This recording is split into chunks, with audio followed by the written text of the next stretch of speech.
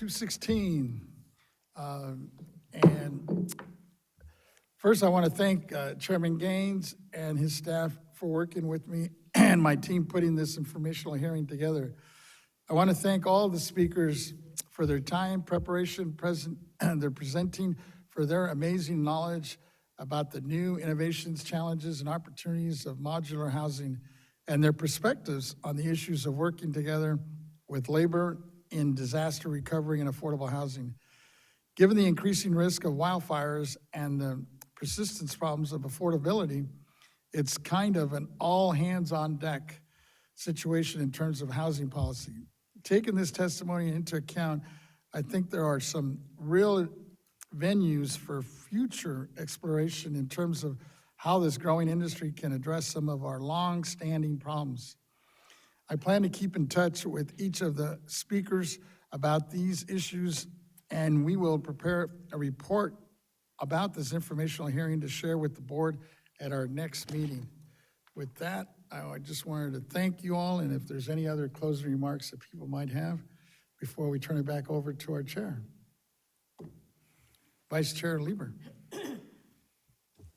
Thank you, Mr. Vasquez, and thank you to our chair for presenting this informational hearing for us today.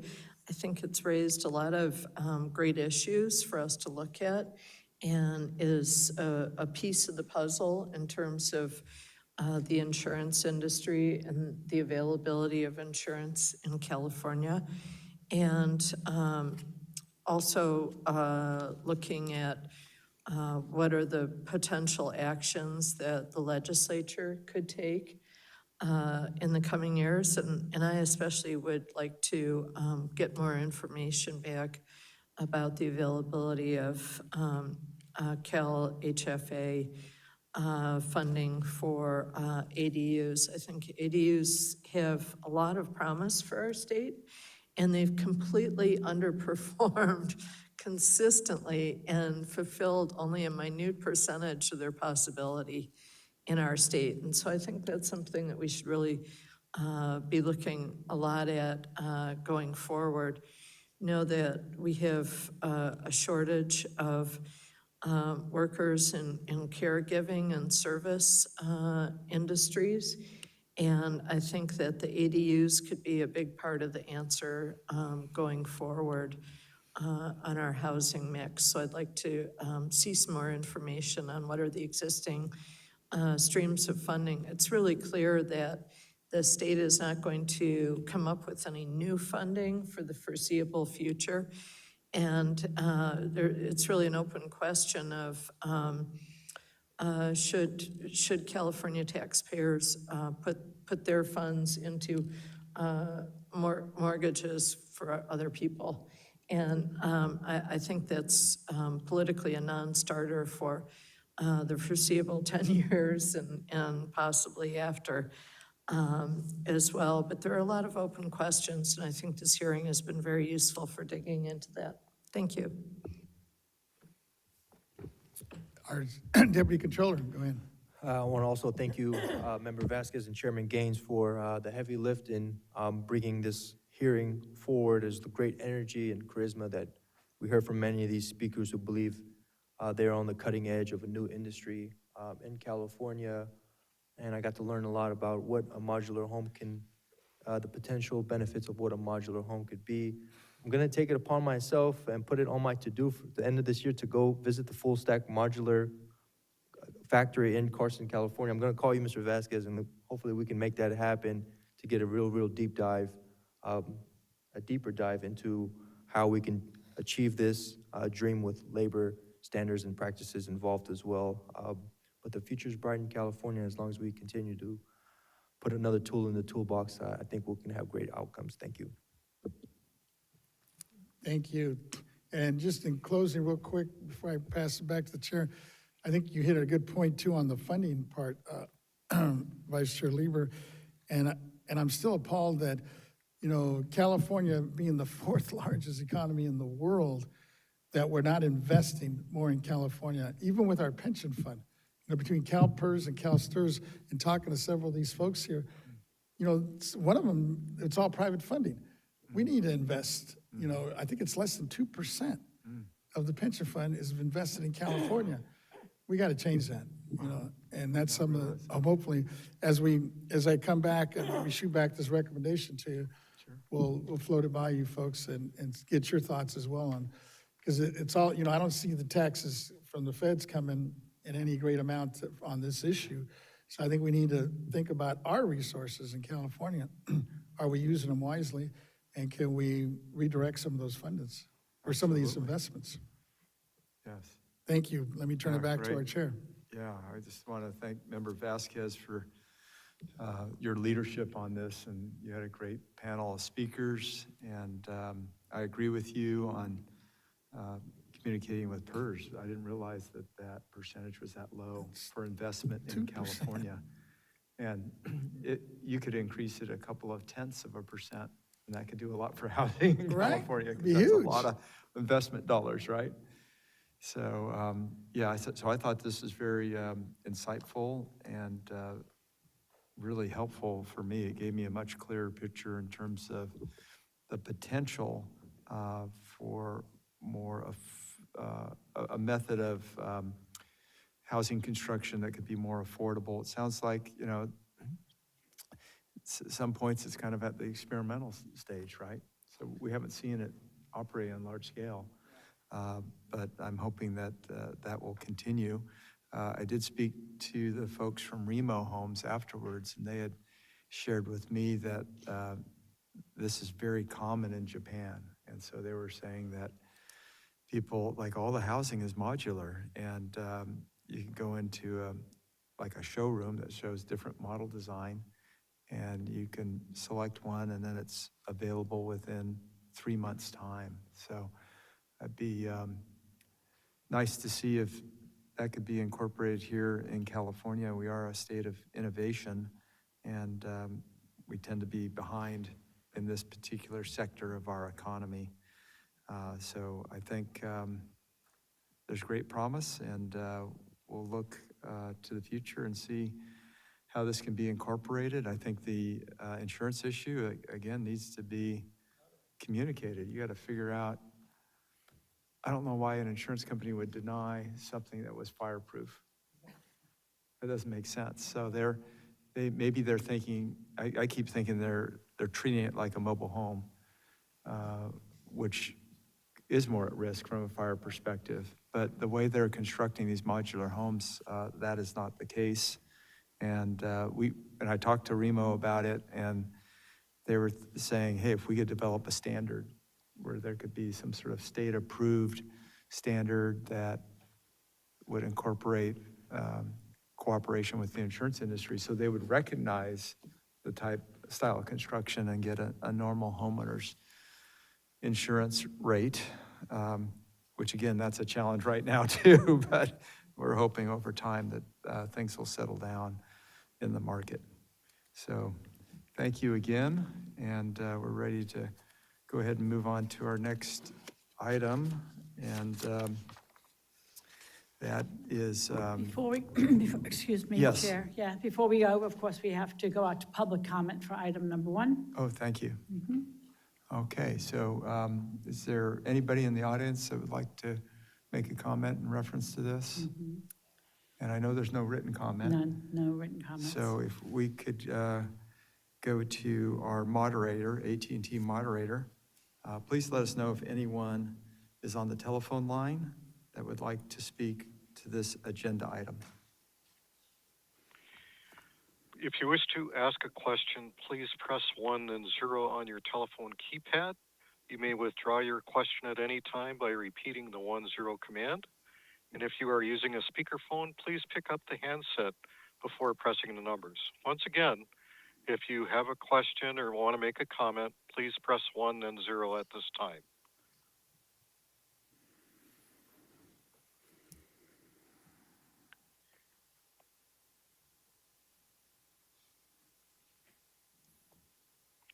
And members of the board, I have no one queuing up at this time. Okay, thank you, AT&T moderator. We're about ready to move on to the next item of the agenda, but I just wanted to close the loop on the modular housing. Maybe for the next meeting, we could have a list of recommendations or direction, and our office can work with yours on that, and we could present it. Appreciate it, yeah. In terms of where do we go from all this that we learned today. Yeah, that's great, wonderful. Okay, this is, following item is board member matters, item 6, CAL FIRE presentation. Mr. Gaines, yeah, Yes. we're taking items out of order today, so we're going to go right to item number 7. Okay, very good. Oh, I thought that was after 2:45, but I guess we're, Item number 7, we're going to go to. CAL yeah, FIRE, later on. we're doing that in the later on. day. Okay, very good. Thank you. So Sure. item number 7, property tax welfare exemption and affordable housing financing and streamlining options information hearing proposal presented by Member Vasquez. Thank you, Chair Gaines. As I stated in my memo on this item, this informational hearing is intended to follow up on a conversation that we had regarding the board's role in the statewide housing policy process. A couple of months ago, I shared an article from the UC Berkeley Turner Center on housing innovation about how the welfare exemption could be part of the affordable housing finance process in California. The Turner Center has put out a number of articles on related issues, including how to reduce the complexity of the affordable housing financing process and how consolidating the process can help to make a real dent in the housing affordability crisis that our constituents are facing. At the same time, the legislator is continuing to pursue legislative changes to incentivize construction, and the state housing agencies are moving forward with the governor's reorganization to bring more efficiency and accountability to the housing policy. In light of this, I am requesting a 1 to 2 hour informational hearing for our next month so that we can hear more from the author of the Turner Center article as well as other stakeholders. This can help us as the board to be more informed on both what is happening on the statewide policy level and where we may be able to contribute. With that, I'd like to motion a request of the board move to approve at the August 20th meeting an informational hearing on property tax welfare exemption and affordable housing financing and streamlining options, which kind of ties into what the Chair Gaines, you were just talking about earlier, if you all are on board with that. Well, you second? Yeah, I just had a comment. Sure. Yes, you said 1 or 2 hours. I'd like to approve it for 1 hour. If we need more time, we can deal with that. And I'd like you to have in mind that any speaker should try to stay within 10 or 15 minutes if you have multiple speakers. Thank you. That's the goal. But as you could see today, it was so energetic and you all had some good questions that we ran over time. Well, the question and answer is after the 10 or 15 minutes. Understood. I don't want to limit. So you got to myself. cut your questions, is that what you're saying? I don't want to limit myself. I hear you. We'll do our best. I appreciate the second, so we have a motion and a second. I don't know if there's any other questions or comments. Oh, Just myself Deputy. and the controller as well. We're really looking forward to this, and I think the board's really got something cooking here. Thank you. Very good. All right, any other comments? All right, so we do not have any written comments, and no one's in the auditorium that I can see that wants to speak to this issue. Let's go to the AT&T moderator for public comment. Please let us know if anyone is on the telephone line and would like to make a public comment regarding this item on the agenda. Once again, if you would like to make a comment on this particular item, please press 1 then 0 on your telephone keypad. That's 1 then 0.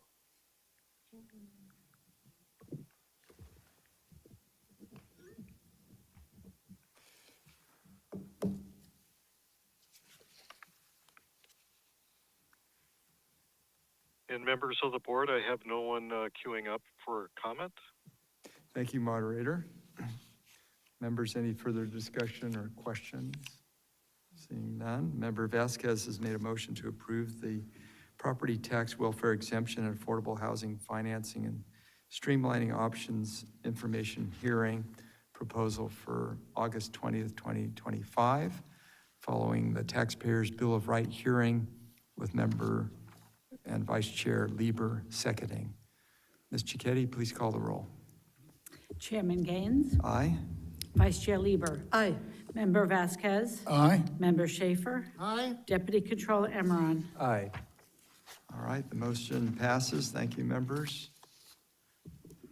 Now move to item number 8, workforce housing by public agencies and informational hearing proposal.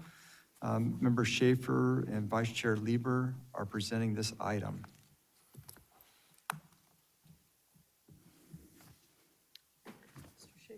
Yeah, thank you, Chair. We're requesting an informational hearing on property taxation implications of and opportunities to develop workforce housing by public agencies. There are a number of programs that deal with existing housing, but ours is more keyed to development of additional and new housing. We want to hold this hearing on September 16th from 10 a.m. to 12 noon during our upcoming meeting then. And I would try to keep it within an hour. And I think it's worthwhile.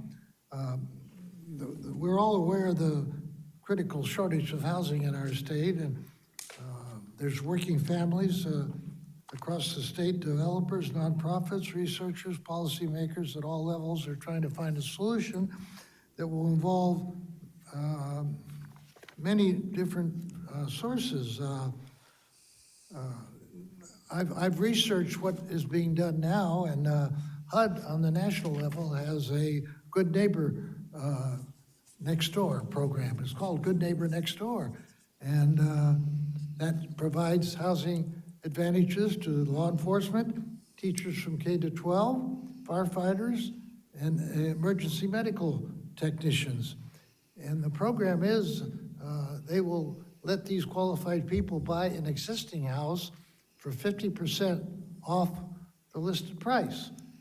They will require them to sign an agreement to live in it for 3 years, and they will also extract a second mortgage without interest for the other 50% discount.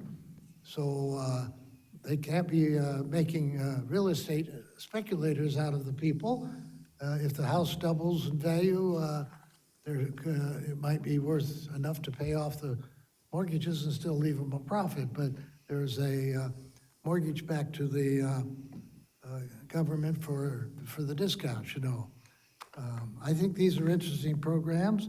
In California, we have a program called the California Heroes Program, and it's called the Officer Next Door and the first-time buyer program. So, you know, minds greater than us have been looking at this problem in the past, but it deals with existing housing. And our idea here is to help create new housing. And I will prepare to discuss what we can learn, and I'm so happy to have Sally assisting me on it. Thank you. Wonderful, yes. Make a little comment here. I'm very pleased that Mr. Schaefer has brought this forward to look at the relationship between workforce housing and our public agencies. When we're talking about the public agencies, we're talking about the labor of people who are our most essential workers. So our transit workers, our public hospital workers, our public safety workers, our road workers, et cetera. And one of the biggest problems right now with the supply of that labor is having them be able to be in our communities. So I think this is a very large topic and a very impactful one. And so I'm very pleased that Mr. Schaefer has brought this forward to kind of open the door to this discussion. And so if he's making a motion, to hold this hearing on September 16th. I'll supply the second to that. Okay, I so move and you second. I'll second it. Thank you. great. So we have a motion and a second. Public comment on item number 8. We don't have any written comments. I don't see anybody in the auditorium that wishes to make a comment. Let's go to the AT&T moderator. Please let us know if anyone is on the telephone line and would like to make a public comment regarding this agenda item. If you would like to make a comment on item 8, please press 1, then 0 on your telephone keypad. That's 1, then 0.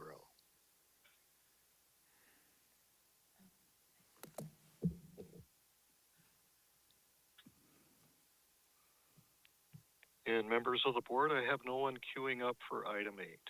Great, thank you, moderator. Members, questions and comments? Yes, thank you. And this is great to hear that Member Schaefer's finally come on board with our hearings. I know before he was objecting to our hearings. Now he's actually taking the initiative. Glad to see you coming around. But along those lines, and I think, Vice Chair, you touched on it, it sounds like you guys, you're at least the motion is to include, when you're talking about workforce housing, obviously locally, right? Because a lot of these districts and cities, employees in many of our areas, especially I'm thinking of the Bay Area as well as the West Side, it's very unaffordable for the workforce to work anywhere close to where they're working. So whatever we can do. And the only suggestion I was making, as you're looking at speakers, I know the superintendent put together a list, an inventory of all the properties that the school districts own. And I was going through it, and I'm trying to get our cities and our counties statewide to do a similar one, because I think there's a lot of unused properties or underutilized, especially I'm thinking of LAUSD, for example. You know, at first they went crazy building all these schools, and now we have a lot of schools that are closing or underutilized. And I'm thinking some of those could be repurposed for housing, even if it's just restricted because it is school property for the district employees, right? Or staff that work at the district. And similar to the cities and the counties throughout the state. Because it's, you know, it's a challenge, and I don't see us making a dent unless we start becoming a little bit more creative and looking at the existing resources that are out there. Yes, please, Vice Chair Lieber. And I would just include as a friendly amendment to those comments, looking at federal properties that may be becoming surplus, and that the state, the cities, and the counties are actually in line to be able to look at those. And there may be some very fruitful partnerships in terms of veteran housing that our communities could put together. So I think this is going to be a great hearing. Absolutely. Wonderful. Any other comments? Okay, so we have Member Schaefer's made a motion to approve the Workforce Housing by Public Agencies informational hearing proposal for the morning of September 16th, 2025, with Vice Chair Lieber seconding. Ms. Cicchetti, please call the roll. Chairman Gaines. Aye? Vice Chair Lieber. Aye. Member Vasquez. Aye. Member Schaefer. Aye. Deputy Controller Emron. Aye. All right, the motion passes. Thank you, members. We're now going to move to the consent agenda. That's item number 6, adoption of the June 18th, 2025 board meeting minutes. Members, would anyone like to make a motion on this item? So move. Okay, wonderful. So we have Mr. Schaefer. Do we have a second? Second. Okay, I think that was Lieber. By a hair. Fastest finger. All right. Let's see. We don't have any written comments. No one's in the auditorium. It's my understanding that Mr. Diamond is not here today. Okay, very good. Yes, thank you. All right, these are the minutes. Okay, let's see, let's go to the AT&T moderator. Please let us know if anyone is on the line and would like to make a public comment. If you would like to make a comment at this time, please press 1, then 0 on your telephone keypad. That's 1 followed by 0.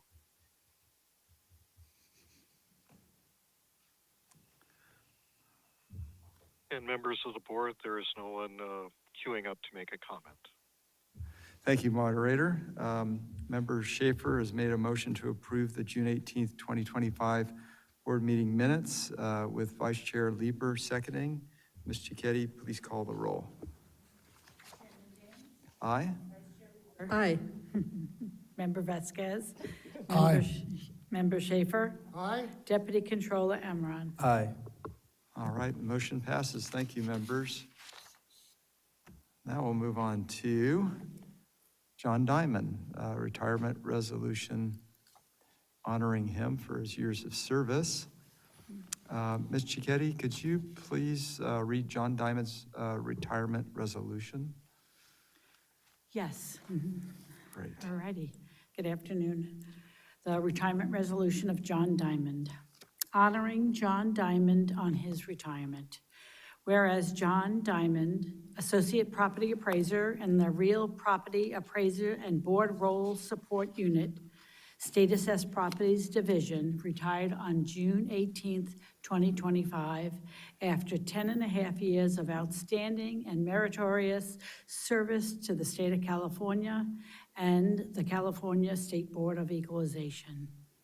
And whereas John Diamond began his career with the California State Board of Equalization on November 3rd, 2014, as an assistant property appraiser in the Sacramento office.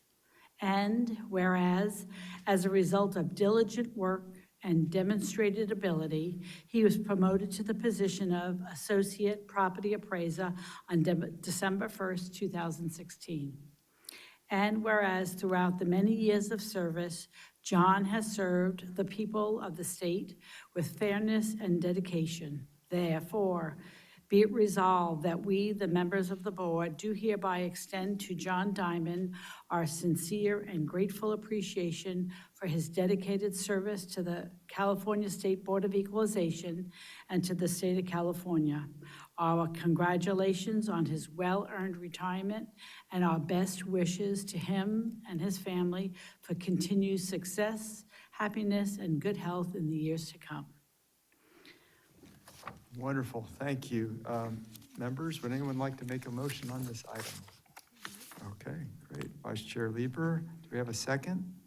All right. Member Vasquez, great. We don't have any written comments. No one is in the auditorium. AT&T moderator, please let us know if anyone is on the telephone line and would like to make a public comment regarding this item on the agenda. If you would like to make a comment at this time, please press 1, then 0 on your telephone keypad. That's 1 followed by 0.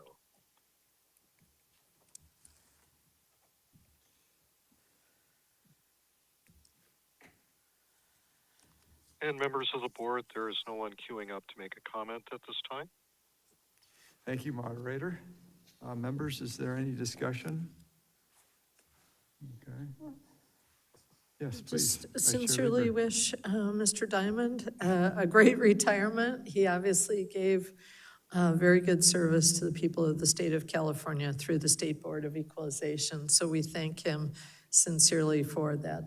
Absolutely. Yeah, thank you very, very much, Don Diamond, for your years of service over a decade with the Board of Equalization. Any other comments? Okay. Vice Chair Lieber's made a motion to approve the retirement resolution in honor of John Diamond, with Member Vasquez seconding the motion. Ms. Cicchetti, please call the roll. Chairman Gaines? Aye. Vice Chair Lieber? Aye. Member Vasquez? Aye. Member Schaefer? Aye? Deputy Controller Emron? Aye. All right. The motion passes. Thank you, members.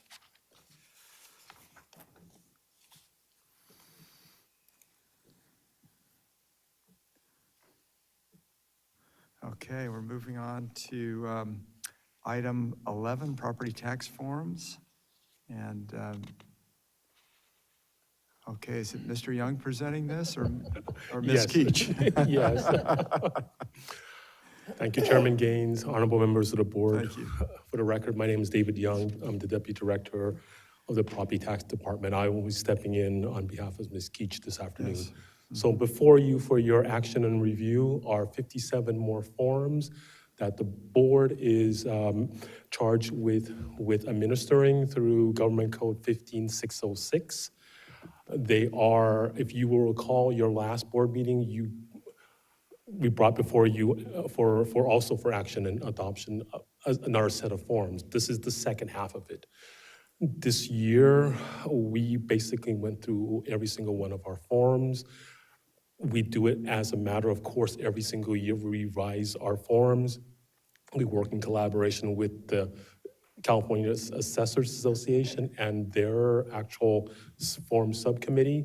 We annually review, but this year was an extra added task because of legislation that was passed. We basically had to revise all the forms so they comport with basically electronic filing. So this is the second half of the push. So before you is another 57 revised forms, most of it just to meet those requirements of the electronic filing. So before you, I ask for your review and action and adoption of these 57 more forms. Wonderful, yeah. Thank you. Members, would anyone like to make a motion? So moved. Do we have a I'll second? second it, but I have some discussion. Okay. All right, so we have a motion and a second. Let's see, let us get through this just a little bit here. We don't have any written comments on this item. No one is in the auditorium that wants to speak to this item. Let's go to the AT&T moderator. Please let us know if anyone is on the telephone line and would like to make a public comment regarding this item on the agenda. If you would like to make a comment, please press 1 followed by 0. That's 1 followed by 0 on your telephone keypad.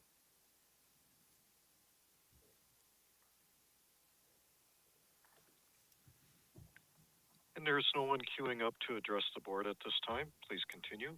Yeah, thank you, moderator. And we'll now go to the maker of the second of the motion, Mr. Schaefer. Thank you. Mr. Young, have you personally viewed the 57 documents, or has somebody on your staff viewed them? The review process is that we have staff work in collaboration with the counties. They draft all the amendments. They are reviewed through several layers, the supervisor, the principal, and the chief of the unit. I only do a spot check on them. I did not personally view all 57, but I Did you did. do a spot check like every third month or absolutely. something like that? Yes, Because you're asking us to review that, and we'll be here all night if we review the 57 pages. I understand. Yes. I also would ask you, I notice they're in English and in Spanish. What percentage of the use is, say, the Spanish version? Is it a trifle or is it substantial?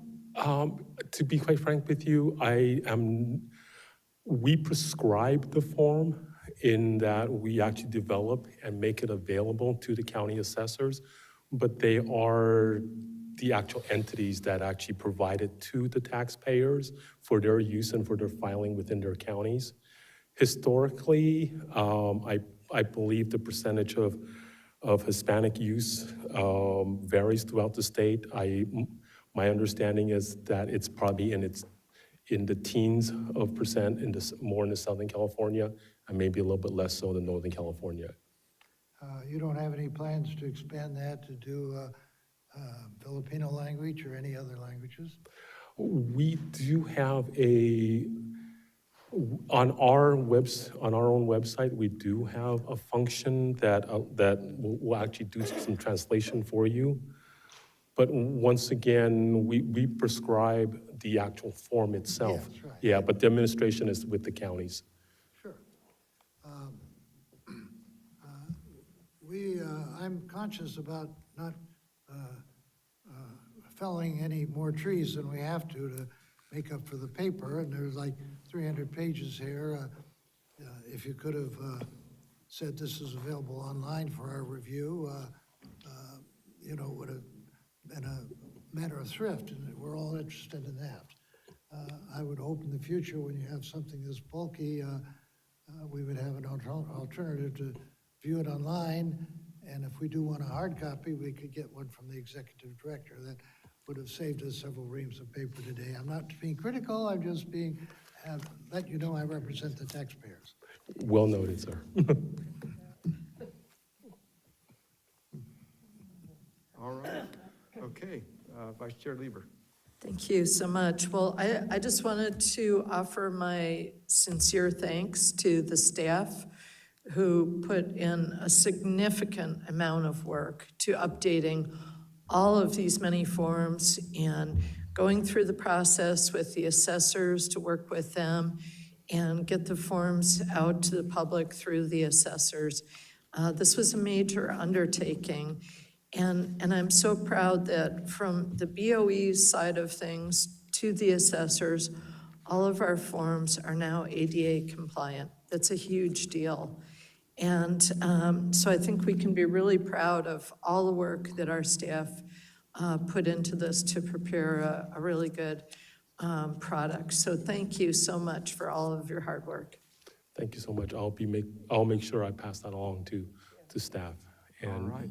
and yes, and absolutely, thank you for pointing out that when they leave our shop, they are all actually ADA compliant. And with your action, they won't be available for the assessors on their portal by tomorrow, so.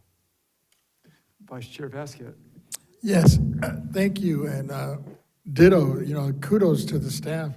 And it sounds like, I know Ms. Keats was supposed to be doing this report, so my guess she's on vacation after doing all that work, but no, it's great to see, because you know, when I go to these assessor conferences, that's one of the things that they always bring up. When are we gonna update these forms? Yeah.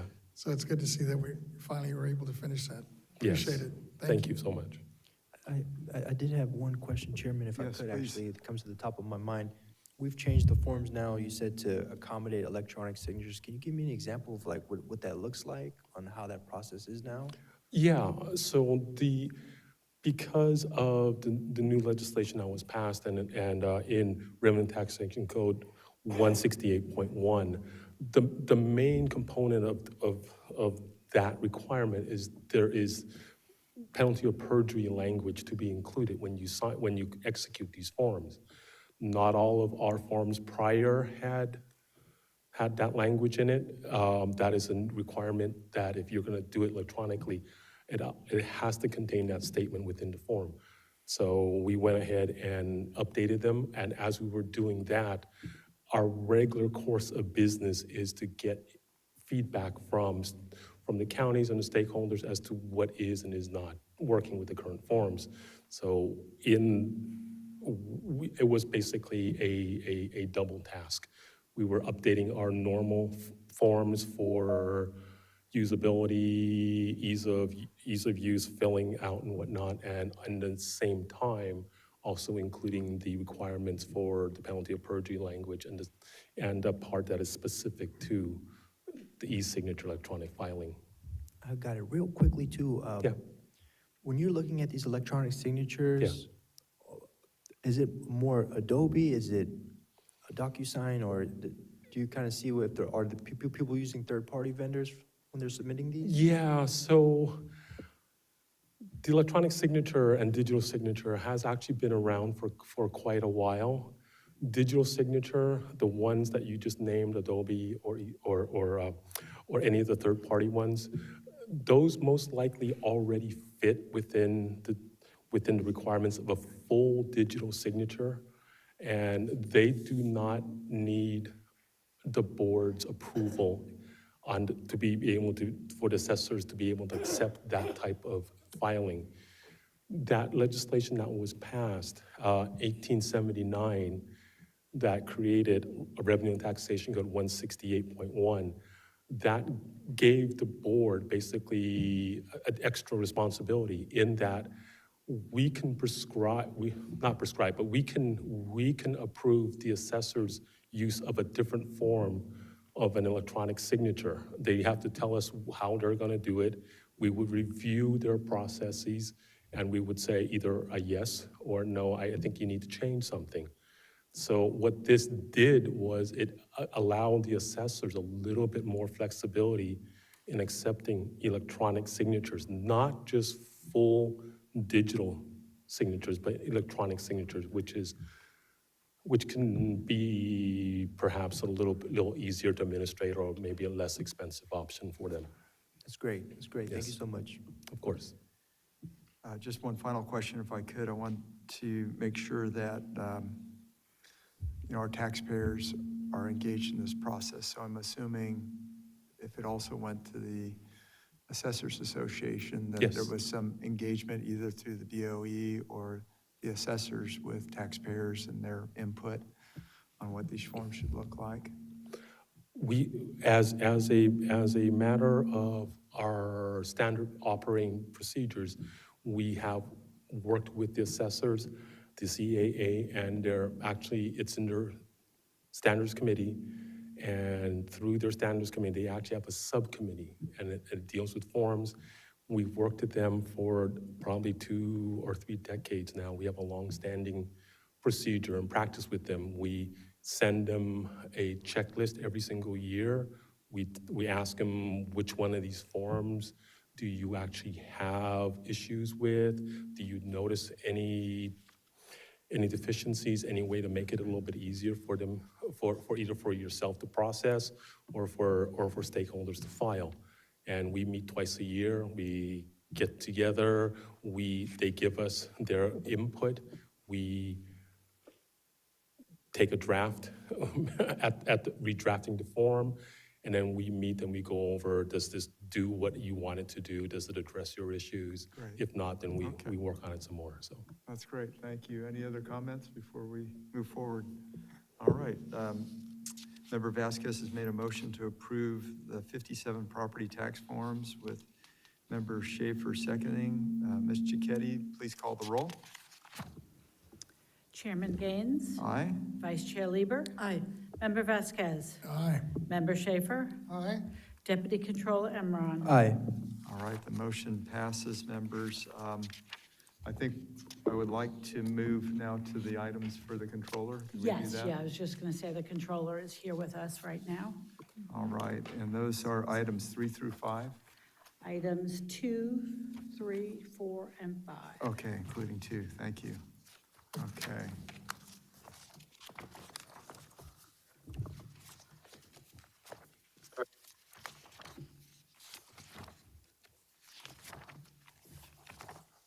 Let's see here.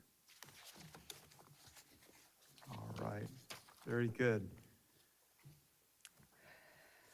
Okay, the next item on the agenda is tax program matters. Item number 2, fiscal year 2025 through 2026, private railroad car tax rate.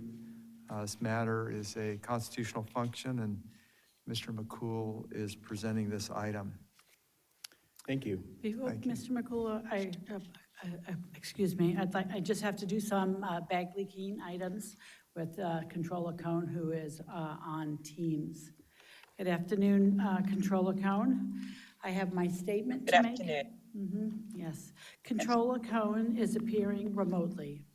I have a statement and a question when a member of the board appears remotely. If a member of the board attends the meeting by teleconference from a remote location, the member shall disclose whether any other individuals 18 years of age or older are present in the room at the remote location with the member and the general nature of the member's relationship with such individuals. Therefore, Controller Cohen, is there anyone 18 years of age or older present in the room at your remote location? Yes, Ms. Cicchetti, CHP Officer Casey Randall is with me.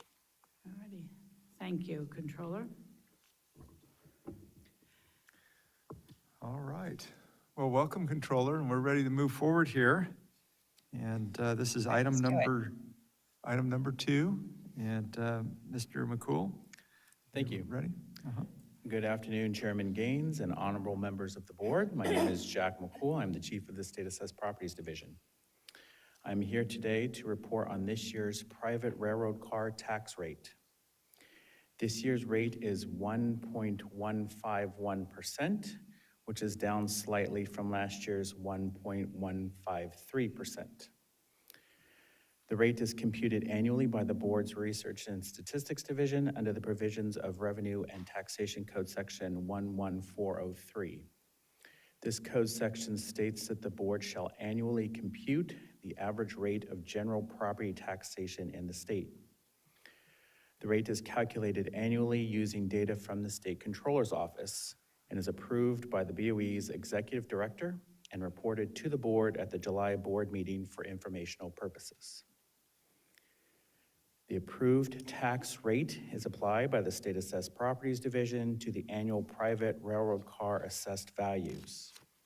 The private railroad car assessed values multiplied by this approved rate will equate to the amount of tax due for each of the private railroad car assessees. This item is for informational purposes only and does not require any board action. That concludes the report on the 2025 private railroad car tax rate. I'm available if you have any questions. Thank you. Could you make just a brief explanation as to why the rate went down slightly? It looks like 0.03% from last year. It's an average rate. I don't have any specifics as to why the rate went down slightly. The rate has moved hundredths of a percent up or down the last few years. Again, it's a computation for an average statewide tax rate. I'm not exactly sure what would cause such a small change. Okay. All right, members, any questions or comments? This is No item questions number from me. 2. I'll move the item. Ready for that?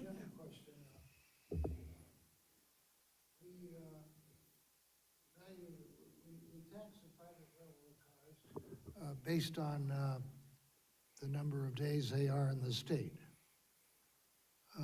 How do we know? We ask them and they tell us, but we're auditors. Is there some way of auditing? Is there an eye in the sky? Do we have a railroad hobbyist who has this information? Or do we continue to rely on self-assessment, which is probably pretty good, but you know, how do I explain that we're auditing it, but we really don't have any other information? If I may. Very good question, Member Schaefer. For the physical days present in the state count, we actually receive the data from the railroads that are doing the shipping. So we don't actually receive the data directly from the private railroad owners. We actually receive data at border crossings from the largest railroad operators as well as the largest owner of railroad cars that are leased. So we don't get the information directly from the taxpayers, we get it from other entities. Of course. All right, any other questions or comments? All right, we don't have any written comments and no one is in the auditorium that wishes to speak to this. Let's go to the AT&T moderator. Please let us know if anyone's on the line and would like to make a public comment in reference to this agenda item. If you would like to comment on this item, please press 1, then 0. That's 1 followed by 0 at this time.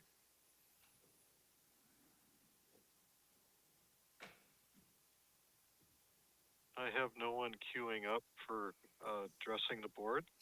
Please continue. Yeah, thank you, moderator. Thank you, Mr. McCool.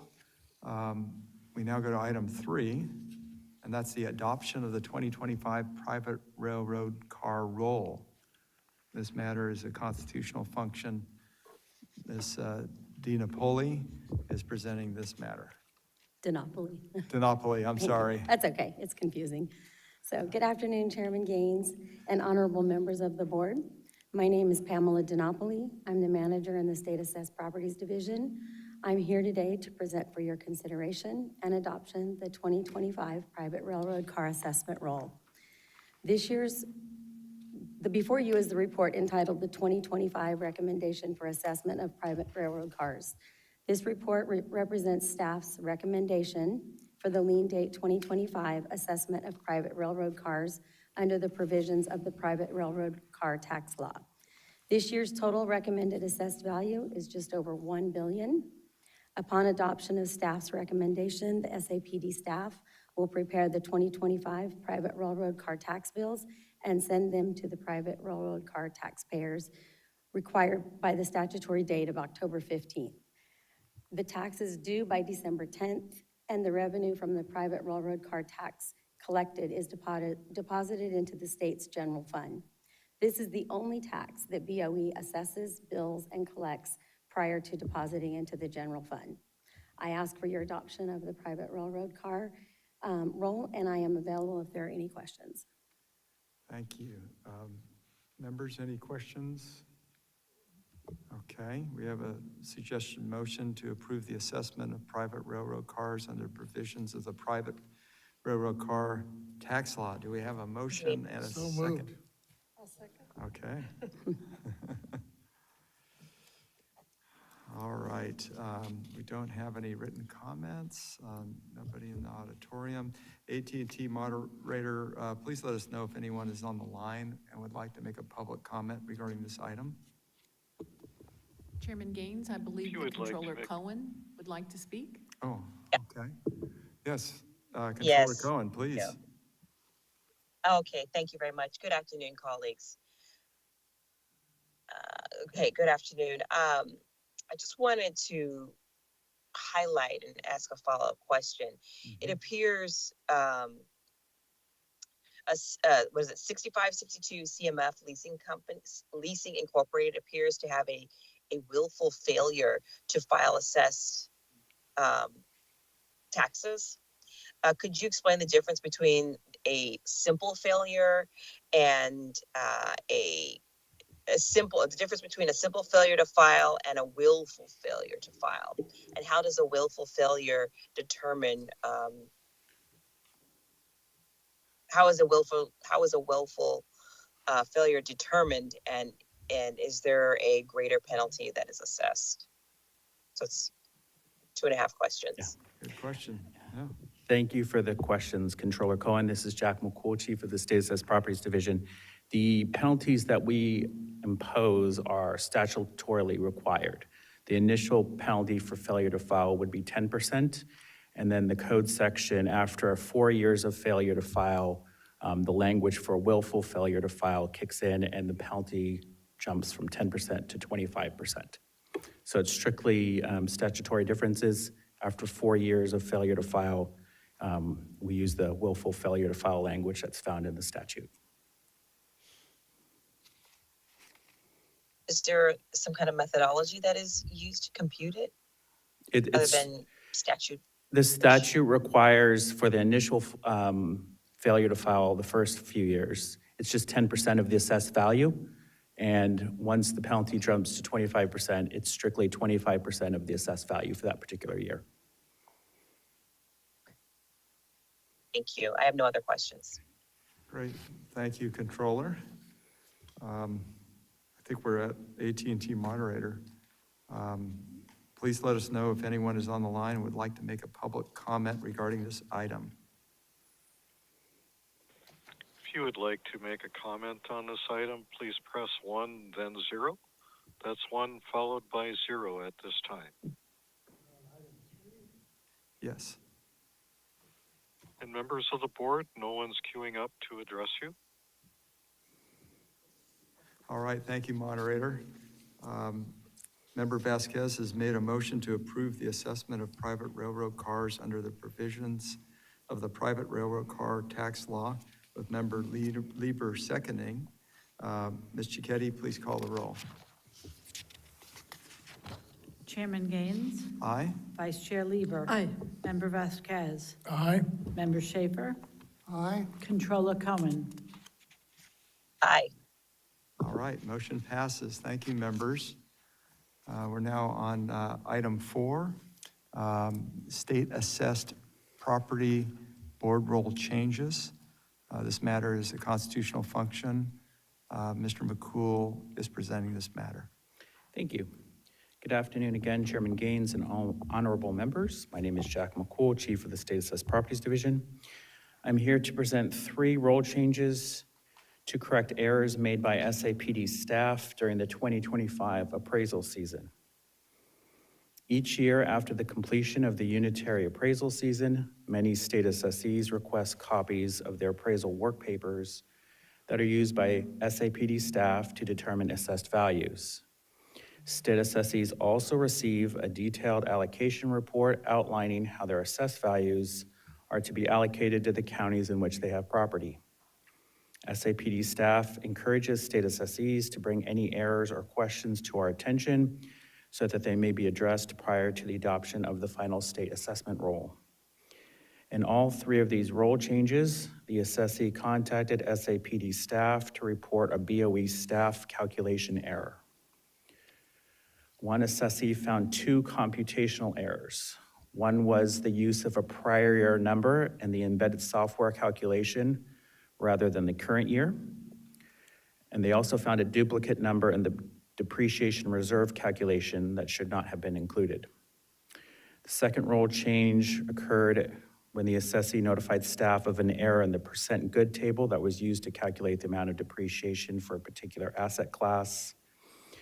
And the final error is to correct, the assessee notified staff we failed to add the statutorily required 9% of value to an appeal adjustment to account for interest as required by Revenue and Taxation Code Section 744, subsection C. The errors have been confirmed by staff, and the resulting value change recommendations reflect the corrected values, which have been verified with the assessees involved. I would like to close by stating that all of the errors made by SAPD staff were a result of human error. Our current processes are dependent on a high number of manually inputted data entries. And despite the several layers of review in place, the sheer number of data inputs our teams have to make means a certain number of errors are inevitable.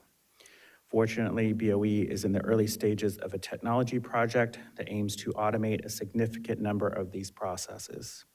The future technology solution will dramatically reduce the amount of human errors that result in role changes like these. And with that, members, I ask for your adoption of the role changes. Thank you. Wonderful. Members, do we have a motion to approve the changes to values for 2025 state assessed properties? Okay. Member Schaefer. Mr. Chair, on page 101, we discussed CVIN LLC. We decreased the board-approved value of 179 million by 11 million, which would leave it at about 168 million, yet you come up with 39 million. It looks to me like there's a $100 million misunderstanding here, and that's a whopper.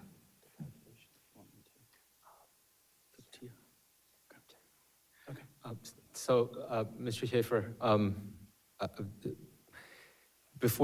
prior to the adoption of the actual board rule changes, the specific details remain confidential. So whereas it's okay to mention the name because they're on the roll, that's public, but the specific calculations and the way that the SAPD came up with the numbers, it remains confidential. Once you adopt the rule change, then the final number, of course, will become public. Mr. McCool has already stated that the reason for the board rule changes in these instances were because of calculation errors. And so that's the reason for the amount of the difference. So this is a $100 million human error. I can add a little bit of additional context for your particular question. I know the material that you have in place, it does appear that the numbers aren't aligning. The original board-adopted value is listed in the material you have. We made an initial adjustment to that to reflect the petition that was adopted by the board, I believe I think it was in January of 2025. So for the 2025 roll, the initial value the board adopted in May was reduced by the petition adjustment amount. The error that we are correcting here is we failed to add the statutorily required 9% interest on top of the adjustment that the board adopted in January. So the change is actually not a change from that very large number you have in front of you. It's a change from the post-adjustment and post-adjusted value. So the material you have is correct. So you see where I'm coming from. Yes, absolutely. And I'm intrigued by Southern California Edison at 45 trillion. I'm used to dealing with billions, but we're now, oh, this is 41 billion to 41 billion, so we're in the $1 billion deal. Correct. Yeah, was a U.S. senator said a billion here and a billion there, and it adds up. Thank you. All right, yes, please. I'd like to move approval of the changes to values of the 2025 state assessed properties. Thank you. Do we have a second? Second? Great. We don't have any written comments, and no one is in the auditorium for public comment. AT&T moderator, please let us know if anyone's on the line and would like to make a public comment regarding this item. If you would like to make a comment regarding this particular item, please press 1 followed by 0. That's 1 followed by 0 at this time.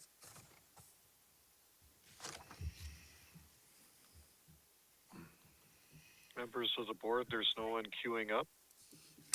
Great, thank you, moderator. Members, any further discussion?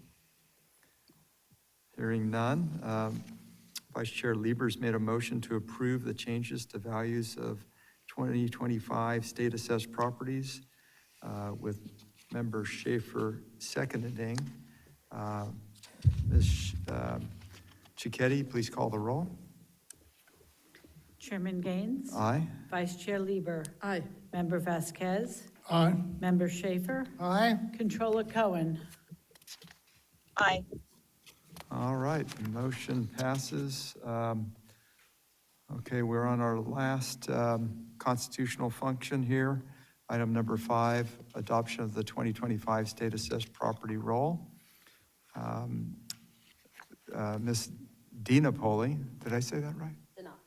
DiNapoli, like Monopoly. Yes. Okay, I'll get it. Okay, and Mr. Ybarra? Yep. Are presenting this matter. Thank you. Good afternoon, Chairman Gaines and honorable board members. I'm Jason Ibarra, Supervisor of the State Assessed Properties Division, Real Property Appraisal and Bordereau Production Unit. With me is Mrs. Pamela DiNapoli, Manager with the State Assessed Properties Division. We are here to present for your consideration and adoption the 2025 State Assessed Property Roll. Before you is a report entitled the 2025 Recommendation for Assessment of State Assessed Property. This recommendation reflects the unitary values adopted by the board on May 28, 2025, along with adjustments to the roll based on prior board actions, including board-adopted audit findings, appeal adjustments, and land escaped adjustments. The final roll presented here also includes staff recommended non-unitary values. This year's state assessed roll totals approximately 164 billion of assessed value.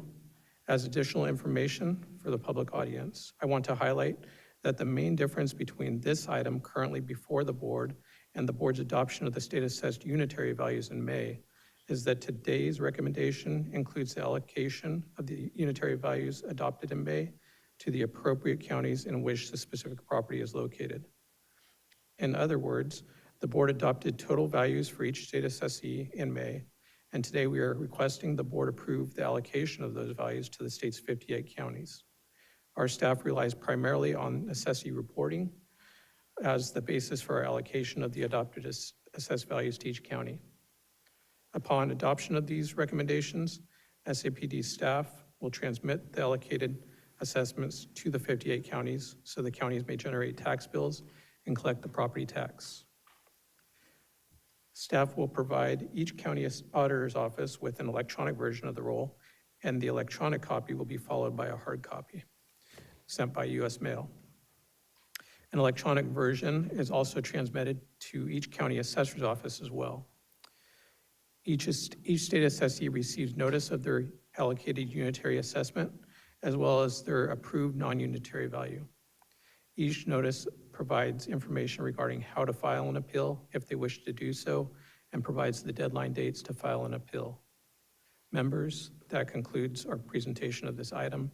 I ask for your adoption of the roll, and Ms. DiNapoli and I are available if there are any questions. Wonderful, thank you. Would anybody like to make a motion? So moved. Second. Okay, so we have a motion and a second to approve the allocations of the unitary values adopted by the board in May of 2025, plus adjustments based on the prior board action and staff recommended non-unitary values. We don't have any written comments, and I don't see anybody in the auditorium. AT&T moderator, please let us know if anyone is on the line and would like to make a public comment regarding this item. If there are any comments on this particular item, please depress the 1 followed by the 0. 1 0 if you'd like to make a comment on this particular item.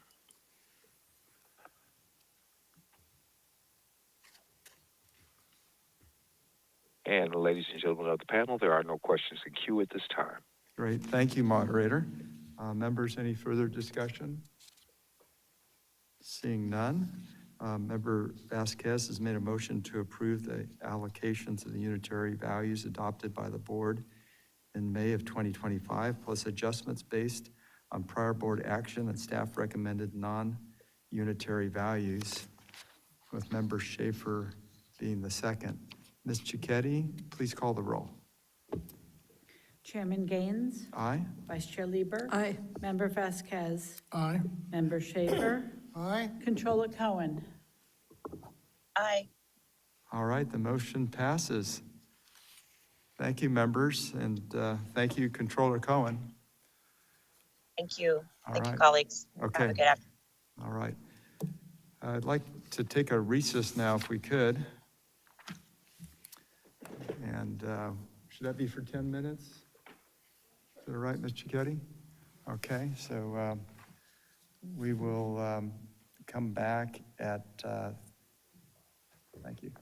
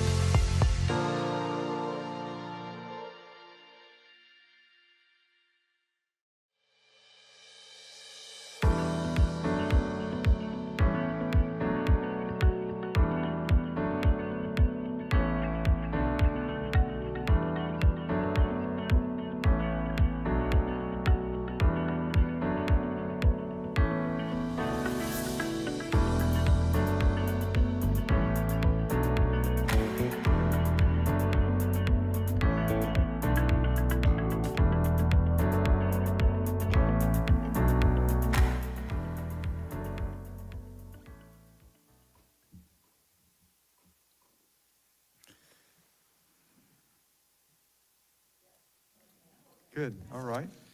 Yeah, this is item 6, CAL FIRE presentation on California wildfire season and mitigation, presented by Controller Cohen and Deputy Controller Emron. Please. Thank you, Mr. Chairman. I want to thank my colleagues and CAL FIRE for this opportunity. As we know, and it has been discussed during the informational hearing on modular homes, fires not only have devastating effects on homeowners personally, they also affect their property tax, and that fires could result in the reduction of assessed value while property is in its damaged condition. According to a report by the LAO, I'm going to paraphrase, assessed value is likely lowered by at least $10 billion. There's over 19,000 parcels with about 28 billion in assessed value, including over 19 billion in land value and 9 billion in improvement value within fire perimeters. Fires have destroyed structures within these perimeters, have damaged property that retains land value, and according to the LA County Assessor, data and damage reports from CAL FIRE, there's estimates that fire has caused a reduction of $10 to $20 billion in assessed value, which has led directly to a property tax roll that's $100 to $200 million less. So I'm really, really happy and honored to have CAL FIRE Representative Deputy Chief Frank Bigelow. He started off his CAL FIRE career in 2004 as a firefighter 1 at the He Station in Madera, Mariposa, Merced, where he's gotten to rise up through CAL FIRE, and in 2020, Deputy Chief Bigelow was promoted to Deputy Chief of Wildfire Prevention Engineering Division in the Office of the State Fire Marshal. He's overseeing 5 statewide programs, and he's continuing to rise up now as a staff chief position in the newly created Community Wildfire Preparedness and Mitigation Division, overseeing 8 statewide programs. And most recently, the chief was the Assistant Deputy Director of Community Wildlife Preparedness and Mitigation, the ADD of Fire Engineering and Investigations, and oversees the Division Support Service section. So I want to thank you, Deputy Chief, for coming here on behalf of the Office of the State Fire Marshal, and you can go ahead and proceed with your presentation. All right. Well, thank you for this opportunity on behalf of our Fire Chief and Director, Joe Tyler, and our State Fire Marshal, Daniel Berlant. I just wanted to say thank you for affording us this opportunity, tell you a little bit about our department, kind of give you a fire season outlook, and then more specifically for me to kind of hone in on some of the preparedness and mitigation topics that I have the pleasure of supporting. And just one correction, my title is Deputy Director. I know so sorry if the paper didn't match the title, but I have a presentation prepared. If we want to put that up on the screen, or if I am supposed to share that, I am prepared to do that as well. You could share if you like. Okay, I can do that. Just give me one moment to move something around on my screens here, and I will get that going. So as I'm doing that, CAL FIRE is a very large organization. We have currently 12,555.5 employees. And most notably, I think CAL FIRE is known for the red fire engines that make lots of noise and the airplanes that drop pink stuff out of the sky.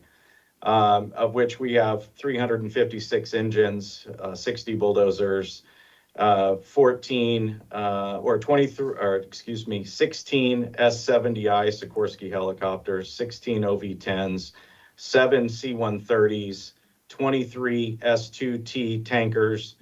So, I mean, we've obviously been known for the suppression of wildfires and having a tremendous arsenal from which to draw from, including the master mutual aid agreements across the state of California to access all of the local government resources, as well as the governor's Office of Emergency Services resources that come together as a unified front anytime there is a wildfire. What a lot of people don't know is that, we're known as CAL FIRE now, but just above the patch in the bottom left corner, it says the California Department of Forestry and Fire Protection. And I always reiterate this with a lot of people that forestry is there first for a reason. We are a forestry organization. We care about the forest. We care about the watershed. We care about the critters that live in the forested areas. We have entomologists and pathologists and geologists, archaeologists. We have registered professional foresters, environmental scientists that all work on trying to keep our forests as healthy as possible, keep our watersheds and our water that we so desperately need clean and free from debris or from these natural and man-made disasters that happen. But we are also the Office of the State Fire Marshal. And out of that 12,555 people, the Office of the State Fire Marshal is just a few people that you see in the picture. It's made up of this hierarchy here of Chief Daniel Berlant, myself, and Chief Sakamoto as the deputy directors that oversee the programs. And those programs include the 7 you see here, 6 of which provide a functional product, our code development and analysis team, which sets the codes and standards for the fire code. The Office of the State Fire Marshal for the whole state sets the fire code. We also set the training standards and the curriculum for all of the fire service in the state of California through our state fire training program. We inspect and work with our pipeline industry across the state of California, of which there are 5,000 miles that we oversee. Our Fire and Engineering Investigations Division, we license people and products, including sprinklers for homes and for businesses, for fire extinguishers, an arson and bomb unit, a canine unit, fireworks. We regulate pyrotechnics for places like Disneyland and others that set off pyrotechnics, and the film industry that uses pyrotechnics. Our fire and life safety folks, they inspect all state buildings during plan review all the way through to the implementation of the building, providing a signatory toward the certificate of occupancy to ensure that all the life safety measures are in place. And then finally, the Community Wildfire Preparedness and Mitigation Division, of which I have the pleasure of supporting, including the Fire Engineering and Investigations Division, of which makes up about 22 programs for the state. Small division, about 300 people out of the 12,000 that do all of those things. So, and we're going to focus in on some of the community wildfire preparedness and mitigation topics now. And these are some of the things, our stats from our previous calendar year of accomplishments. We do things like wildfire prevention grants, of which on average we give out 100 grants per year, totaling about $100 to $110 million. Those grants are for things like fuels reduction, public education, and for the creation of documents like local hazard mitigation plans and community wildfire protection plans. With the passage of Prop 4 or the climate bond, that's going to influx an additional amount of money to us. So we'll have about $135 million to give out this year for projects. But we also are the keeper of records for our fuels reduction that happens on the landscape. We also oversee defensible space and home hardening. We're the state's liaison to Firewise for the National Fire Protection Association, or NFPA, of which there are now 1,280 in the state of California, which leads the nation by a long shot. 43% of all Firewise communities are right here in the state of California. We also train qualified entities to conduct defensible space assessments. We train local government folks to do damage inspection for post-emergency assessments. We issue burn permits, not just for backyard burning, but for cultural burners as well, who want to have that certificate to show prima facie evidence of due diligence. We also work with local jurisdictions on the safety elements of their general plans to make sure when we're talking about land use planning that we are at the seat or have a seat at the table to ensure that those are meeting the minimum fire safe regulations. So a lot goes on, and just scratching the surface here on some of the things that we do. But now I'm going to transition a little bit into, before I go to the next slide, we just got a 4-month outlook from our Wildfire Threat Intelligence Center that shows a monthly outlook for the next few months. And apologize, this was kind of a late edition, so I'm just going to kind of zoom in here. If you can see here in July, where we are now, the northern part of the state, above average. As you know, we've been experiencing quite a bit of lightning, tens of thousands of lightning strikes over the last 8 days, 972 lightning strikes just within the last 24 hours that accounted for about 10 new fires in both the state and federal jurisdictions. And as you see, as we move into the August and September months, the central part of the state and the coast start to get a little bit more red in them. And then as we transition to October, we start to see a little bit of a light at the end of the tunnel, hopefully. But that's just came out today, so I wanted to make sure you all had a chance to see that. Next, one other program I want to talk about before we start talking about some of the mitigations that we are doing is our community risk reduction program. And this is really going in depth about data and statistics to help the public understand. We've been collecting all this data for a long time, but we really need to be able to translate that into a message that people can understand. Everything from the number of smoke alarms that are in a residence that have saved lives and the importance of replacing your batteries, and everything from the proper way to put lights on your Christmas tree and not to put candles next to a dry tree that's been in your home for 2 weeks, and the number of Christmas tree fires that happen annually. The list, and having a fire extinguisher in your home, and how many times have those fire extinguishers aided in stopping a fire that was in a residence? All of those things and a lot more, our community risk reduction program is really diving into to help inform the public in ways that they can consume that information. So next, we're going to start talking about some of the realities that we're facing on the landscape. And this is a startling statistic, but unfortunately is true. Homes that ignite by wildfire have a greater than 90% chance of completely burning down. So we've been collecting data from our DINS program, or Damage Inspection Program, digitally since 2014.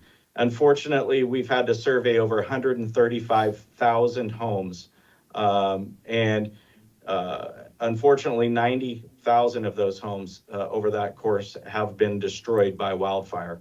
It's given us a tremendous opportunity to analyze the data to determine what's working and what's not working. But one thing we found is that if we don't do anything, that greater than 90% of the chance your home is going to succumb to wildfire. So what can we do, and what can we inform the public to do to help reduce that liability? And we heard some startling statistics in the first the introduction to my presentation about the economic loss and the tax loss, revenue loss as a result of a lot of these homes being burnt down. So what we're working on now, in consultation with the Board of Forestry and Fire Protection, is Zone 0. This is the first immediate 5 feet around a home or deck that provides your home the greatest opportunity of survival from organic or inorganic material that would be close enough to your home to generate enough heat to ignite your home, and then subsequently, as we just saw, 90% of the time, burn it down. So what this means is moving wood bark mulch or other material, garbage cans, or other things that are ignitable by fire. And people say, well, my trash cans are plastic. Well, oftentimes when wildland fires destroy homes, it's in an atypical wind event where the wind is blowing really hard.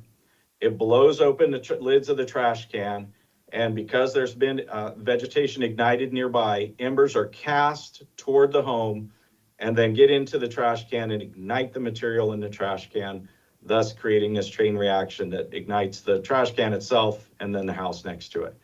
Also keeping combustible materials like wood that we use to burn in our fireplaces. In the winter, we like to move it close to the home for access. In the summer, we need to move it away so that it's not right next to the home. So what we found through research, which I'll dive more into in a few slides, that this is one of the most important aspects of our defensible space that we can do. You can also see there's some white dashed lines around the home. This represents the next zone, which is zone 1, which requires to have your grass cut no more than 4 inches if you have weeds or others, and keeping horizontal and vertical separation from shrubs and trees to not allow continuous fire to move toward your home. The next dashed line is that next from 30 feet out to 100 feet, and the same thing applies there, the horizontal and vertical continuity with limbs and trees trimmed up off of the ground as to not allow fire to climb up those trees, and thus igniting the needles or leaves to help cast embers toward the home. The next component is what we call home hardening or retrofitting our home. Building in California isn't the problem. We have Chapter 7A of the Building Code that is the most strict building code regulation for wildland fire in the nation. It has the most strict aspects to it that allow homes the best chance of survival. But that's, like I said, that's not our problem. The problem is the built environment. There are a million homes or more in danger because they weren't built to Chapter 7A. They were built in the 30s, the 40s, and on up. We didn't have those materials then. And some of those notable materials are Class A roof and non-combustible siding. That also having a non-combustible fence that attaches to your home so that when the fire reaches this point, it goes out and it no longer maintains combustion leading to the house.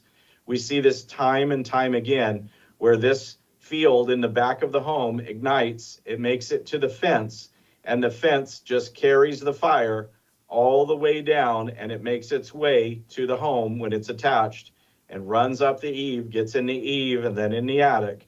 And this can be shown over and over again. So a lot of the things on here, you can read them all. I won't go into all of them, but the home hardening aspects are the next most important thing. They must be done in tandem, the vegetation clearance and the home hardening aspects.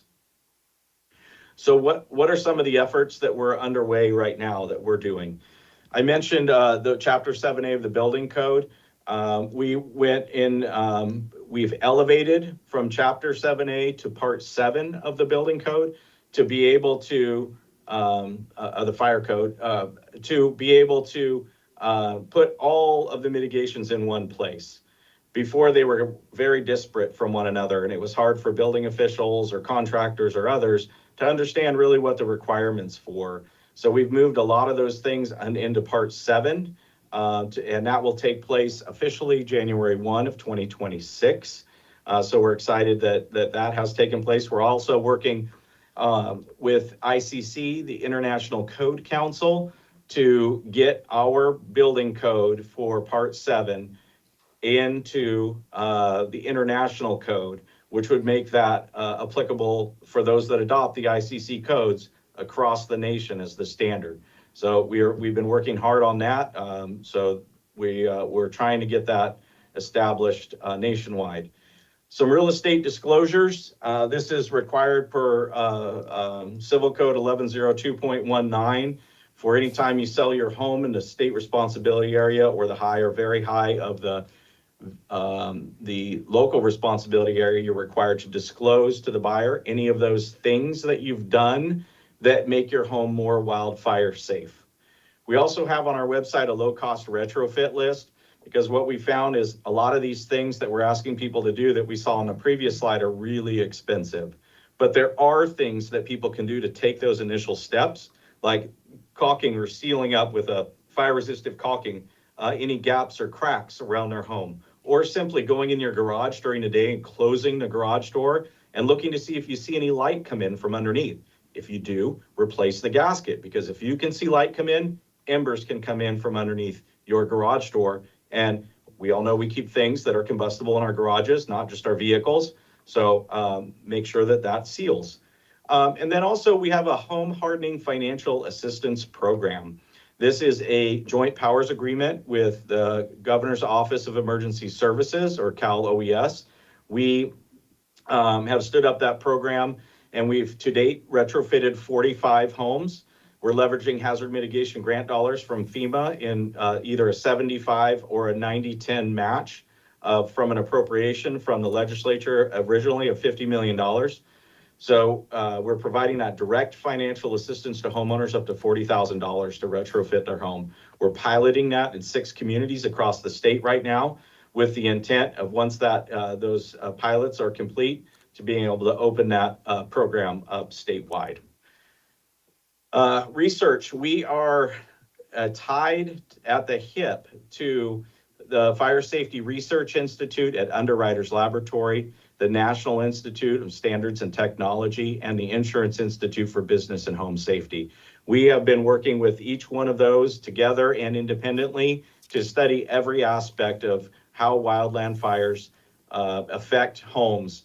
And when I mean every aspect, I mean from the roof components, the window components, the vent sizes, the intumescent vents versus non-intumescent vents, the orientation of which a home is, the types of windows, size of windows, every aspect you can think of. We've been testing gutters, what types and size, and whether they're organic in the form of or inorganic in the form of plastic, or if they're metal. All of those things and how they react to wildfire, to better inform the public when they're making these critical decisions about upgrading their home, which are the best, which are going to provide the most protection. This image is actually what led us to the 0 to 5 foot determination about why 5 feet. If you look at the bottom of the structure where you see that accumulation of a lot of heat energy, obviously that's a tremendous amount of heat.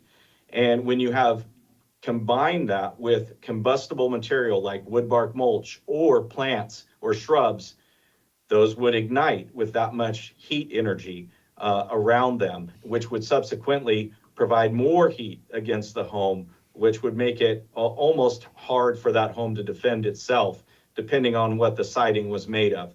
So, and then if you look a little further out from the bottom, just past the shadow of the house, you can kind of see that ring that's forming around. That's about 5 feet away from the house. And that's where the amount of heat energy that is left in those embers dissipates enough to where it did not ignite the combustible material that was placed at that distance. So that lets us know that anything beyond that point would be fine to have outside of that 5 feet. The other thing we're working on is structure separation. As the state struggles with trying to meet our housing needs, a lot of people are turning to ADUs to add next to their home. It's creating a problem because those structures are oftentimes built to a lesser standard than what some of the homes are. So they might have, in some cases, depending on where they're built, combustible siding, and they might have unenclosed eaves and have other issues with them, which, when placed too close to a home, poses a huge problem for the house. So we, again, are studying every aspect of this and the orientation of the ADU itself, with the door facing the home, the door facing away from the homes, windows open, not windows open, the types of construction materials, but also of the house that you see. You can see all the instrumentation that we have there, determining the amount of heat flux, the heat energy that's coming off of them. We're testing each of these different houses with different combustible siding, non-combustible siding, the different vents, the different window types, whether they're vinyl or fiberglass or metal, and trying to determine what is the best, what is the most safe, and be able to put that all into a report. This is a phased-in project over the next 3 years to really hone in on what the path that California needs to take forward with respect to structure separation in all aspects. Right now, we're doing ADUs as part of phase 1. Phase 2 will actually be structured like full home to home distances away from one another. So really encouraged by this and a lot of time and effort. This is at IBHS's lab in South Carolina, but excited for that to come out. Some next steps for us, and this is my final slide, is to update our fire hazard maps. We just finished rolling out the local responsibility area maps. With that, left some, I'll use the word holes in our SRA maps, because at the same time we released this, we just updated this state responsibility area layer. Some of the lands converted to a local responsibility area, some of the local responsibility areas land converted to state responsibility area. So we're going to make sure that those realign with one another over the next couple of months. Getting Zone 0 across the finish line, the governor issued an executive order requiring the board to get that across the finish line. Again, we're in consultation with them as per our authority to do so. So we're going to work toward meeting that goal. We're looking at developing a structure susceptibility modeling, kind of like a risk model, if you will, to determine at the parcel level individual risk for homeowners. Because right now we do hazard modeling, which is long-term forecasting, but you could be in a very high fire hazard severity zone and have ultimately zero risk based on the things you've done around your home and the construction materials of your home. So oftentimes hazard and risk get conflated with one another when in reality they're very different things. So structure susceptibility modeling will help inform the public of the things that they need to do to make their home more wildfire resistant. We're working with Department of Insurance on alignments where we can to ensure that people have the ability to obtain insurance. Things like the IBHS Wildfire Prepared and Wildfire Prepared Plus designation help with that. There are companies that are taking that and saying that they will insure people if they meet that stringent standard. It does cost $125 for an individual to obtain that. Of course, any retrofits that they have to do would cost as well. But insurance companies such as USAA and Mercury have stepped up to the plate and said, we will insure people if they meet that designation. So we're also working, as I said, with CDI on some higher level integration there as well. Always at the table for land use planning in the state responsibility area and where we have jurisdiction in the very high fire hazard severity zone of the LRA. And in training people, training fire department staff, training anybody that wants to learn more about wildfire safety and how to prepare their homes or their neighborhoods. And of course, continuing with the research for all the things that I mentioned previously. So here we are back at the same picture of our roughly 300 people who make up the Office of the State Fire Marshal that do all the things I just mentioned and many, many more. And that's what I had prepared for you today. Very good. Yes. Vice Chair Lieber, question. Thank you. Thank you very much for being here, Mr. Bigelow. This was eye-opening in a number of different respects. And I definitely want to convey some of the messages from today to my constituents. I was wondering about the slide that said that homes that ignite by wildfire have a 90% plus chance of completely burning down. Does that include homes that are in the wildlands urban interface? So those wildfires in town that seem to be happening on a more frequent basis? Well, it's all inclusive. And the reason for that is just the availability of resources at the time of the fire. When a fire ignites, especially in rural areas, there's a reflex time. So there's the time the initial dispatch goes off, everybody rushes toward the fire, and the fire is taking off. As we saw in the campfire in the city of Paradise, it was moving at a speed of about 3 football fields per second. And so when you have a wildfire that's moving that fast and you have reflex time for resources that are trying to make their way there that are 20, 30, 50 minutes out.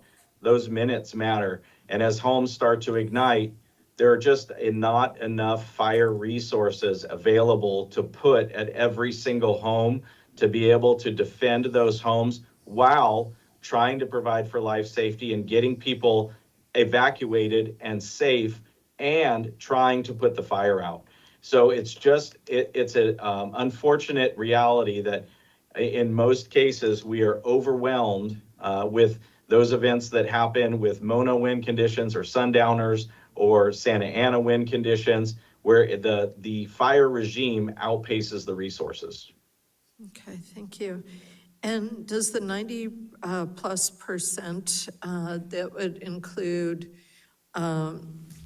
homes that have done some or all of the mitigations? I mean, is there any chance that a home that has done the hardening can escape that? Or if it's a fire that is becoming all more frequent, would that just be overcome by that type of a burn through? So that's a fantastic question and a good point to clarify. So in that slide, it assumes that the house has ignited. So, and that could be for any number of reasons. But what we can say is that homes that have defensible space, just defensible space alone, have a 60% greater chance of surviving a wildfire. So that's just the defensible space alone. The home hardening is a little bit harder for us to tell because it's hard for us to know when we're looking at an unfortunate, a pile of ash on the ground to determine which exactly home hardening measures those homeowners had taken to make their home more resilient to wildfire when we're doing our damage assessment. So oftentimes that data doesn't get included because it's undetermined about what the structural makeup of that home was. And that's when we're assisting in the LRA because we don't really have access to that data. In the SRA, we've done defensible space inspections on almost every home. So we're able to determine what those building construction features are before the fire happens. So we are able to make that assessment and inference. So what we can say is in that instance, in the state responsibility area, that homes that have the home hardening measures, and the team is still crunching some numbers. They just want me to say a significantly higher chance of survivability. So to your point, it's hard to determine exactly which ones have done all of those, the home hardening measures. But what we do know is that when you do those things together, you have a significantly higher chance of surviving a wildfire. However, if your home does catch on fire for some reason, there is a 90% chance that it will be destroyed. Okay, thank you. All right, Member Vasquez. Yes, excuse me. Thank you for your presentation. As I was listening to all the steps and especially the home hardening recommendations you were putting out, I was wondering, as you're looking, especially I'm thinking of the homes in the Palisades in LA County where I represent, there was several homes that were obviously had no clearance or had a lot of brush up against the homes. In the rebuild, are you folks weighing in on this? Because I think some of the, I know it's probably going to be a tough one when you're dealing with some of these homeowners, but at the end of the day, some of those homes, they need to be obviously in the rebuild hardened. And even with the hardened, I mean, when I was down there with my chair Gaines, they were saying the 100-mile-an-hour winds, there was no way they could defend it. Even with the hardening, it was hard to protect some of those homes. Yeah, that could not be more true. When you're dealing with in some areas of Altadena, 100-mile-per-hour winds, I've tried to walk across the street in a 55-mile-per-hour wind and had trouble. It is not it is not easy to move around in wind of that speed.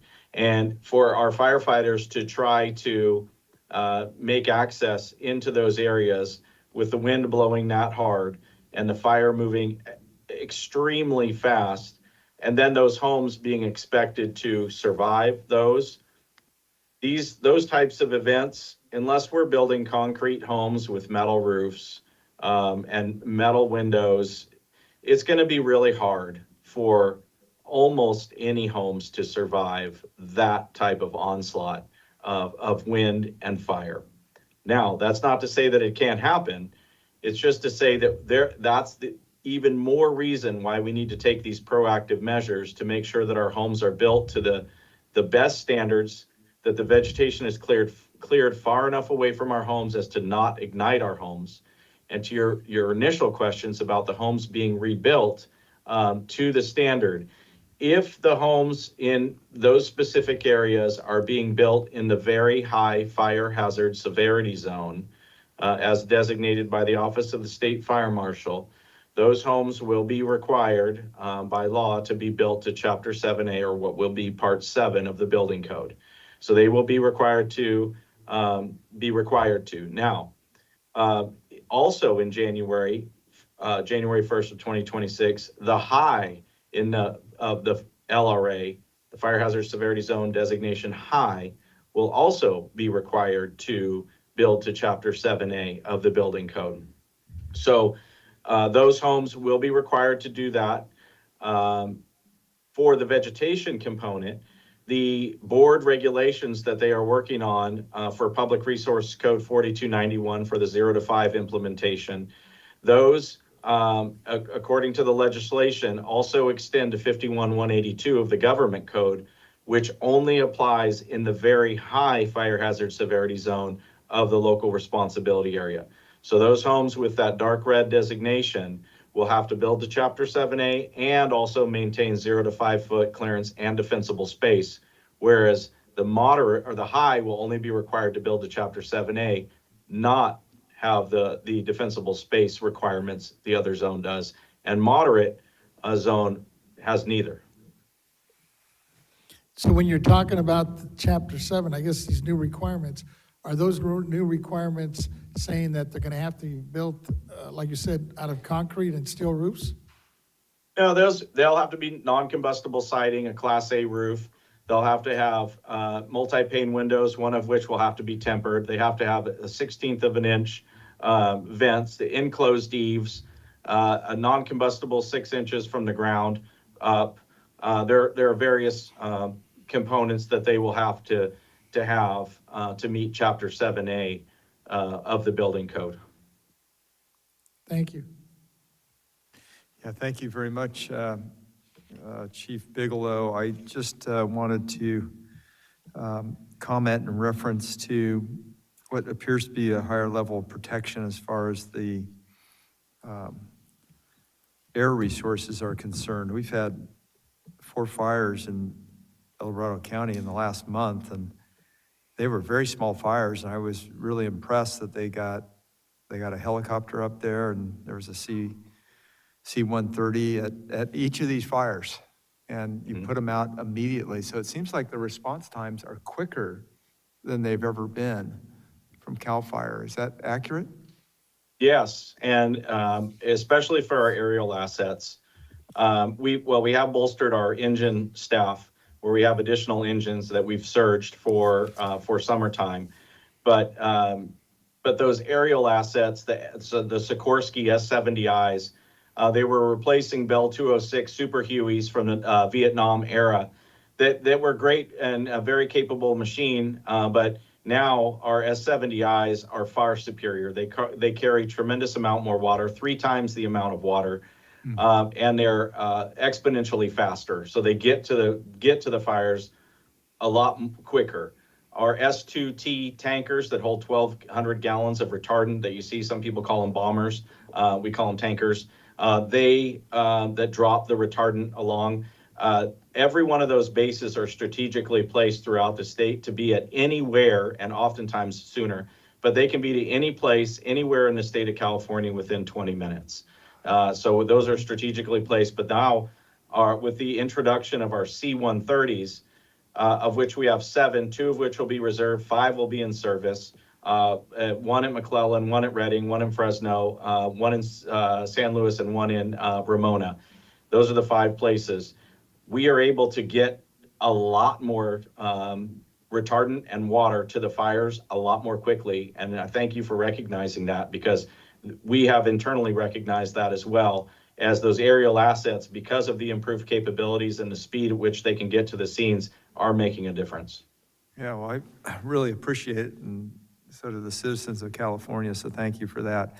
I had a question that is related to Prop 19, because one of the questions that we've been asking was that there was supposed to be revenue going to fire. And do you know anything about that? Are you getting any dollars coming from Proposition 19 that was passed in, I think it was on the ballot in 2020? Yeah, I'm just, no is the short answer to your question. I will take that back to the team and get back to you. I am not familiar with that. I've just looked it up, and it's the Home Protection for Seniors, Severely Disabled Families and Victims of Wildfire or Natural Disasters Act that did pass. And so I don't know. So I will get with the team, Chair Gaines, and get you back. Do you have the specific question is, are we receiving any money as a result of Prop 19? Yes, there was supposed to be some proceeds generated that I think it had to do with base year value transfers. Am I correct on that? Okay. So, yeah, I see that now. Yeah, all right. Yeah, if you could, that'd be great. Yep. And then finally, Along those lines, real quick though, Yeah. Member Gaines. Sure. As you're looking into that, it's my understanding, the way they packaged it and the way it was listed in the initiative, it was supposed to generate 10 million a year. It's my understanding there's 0, and here we're year 5. But if you hear or you see something different, let us know. Absolutely. I wrote that down as well. So I will make sure that we are responsive to that. Wonderful. And then Caldor Fire, I've noticed that along the Mormon Immigrant Trail in El Dorado County, there's been a lot of tree removal and actually replacement. I wasn't sure if CAL FIRE was part of that or if that was another department of the state or federal money, but we're seeing some logging of trees that were salvageable. So that's encouraging. There's a combination of efforts taking place for that, for the reforestation aspect. And I didn't even mention that in the beginning. A lot of people don't know that CAL FIRE maintains some seed banks where we can grow millions of seedlings a year to be able in the event that there is a wildfire, to be able to reforest areas. And that's a huge concern for us, specifically for erosion and the health of the forest. But along that corridor and others, wildfire prevention grants and federal grants are working collectively in that area. Wonderful. And I have to ask, any relation to Assemblyman Frank Bigelow? Yeah, that happens to be my father. Oh my gosh. Wow. Yeah. Well, thank you for your service, and we thank him for his service too. Appreciate it. I will pass that on to him. Thank you. All right, we have Deputy Controller Emron. Thank you, Deputy Director. Very nice, informative presentation. I had one question just to leave you off with. Are you at CAL FIRE seeing an increase in fires due to arson or negligence? And are you working with law enforcement to go after bad actors who may be causing these fires? So 90% of all fires, and 90% shows up a lot, 90% of all fires are human caused. Meaning that there is some element of human, whether it's dragging a chain while towing a vehicle, a boat or something, or it's doing the right thing the wrong way, using a lawnmower to mow weeds and dry grass. There's a lot of reasons why humans start fires. And so of the 8,024 fires that were in 2024 last year, there were only a few of those that were lightning caused. And that's consistent throughout each year. Most fires are caused by humans. So no, we're not seeing an uptick. We are seeing an uptick in the number of fires collectively. That keeps going up, but it is also commensurate with the number of people that are moving into the more fire-prone areas. So as you get more people in more areas, you get more fires in more areas. So those are somewhat commensurate to one another as we start to see those go up. The second part of your question is, yes, we have over 100, we have nearly 147 sworn peace officers in the state of California that thoroughly and actively investigate the origin and cause of every fire that takes place in the state responsibility area. And I just saw the stats the other day, and I can't remember the exact number, but we are on track now to beat last year's total of 131 arson arrests, where this year I think we were already at like 70 something. So we are actively pursuing those that are causing harm to the rest of our friends and family. Great, thank you so much, and good luck in that endeavor. We do have your slides, Deputy Director, so we're gonna make sure we blast this out to our constituents and to the members of the public, and hope we can continue to coordinate in partnership in what is a wildfire season. I see you have that beautiful background. We wanna keep it beautiful. So thank you, Deputy Director. I'm gonna pass it back to the chair. Yeah, thank you so much for your presentation. Really appreciate the time taken and all the information we learned today. Oh, thank you. And I just wanted to thank Controller Cohen and Deputy Controller Emron again for a great presentation. Really appreciate that. And we want to make sure we have an opportunity for public comment, but we don't have any written comments, and there's no one in the auditorium here. So to the AT&T moderator, please let us know if anyone's on the telephone line would like to make a public comment regarding this item on the agenda. If you would like to make a comment at this time, please press 1, then 0. Once again, that's 1 followed by 0 on your telephone keypad.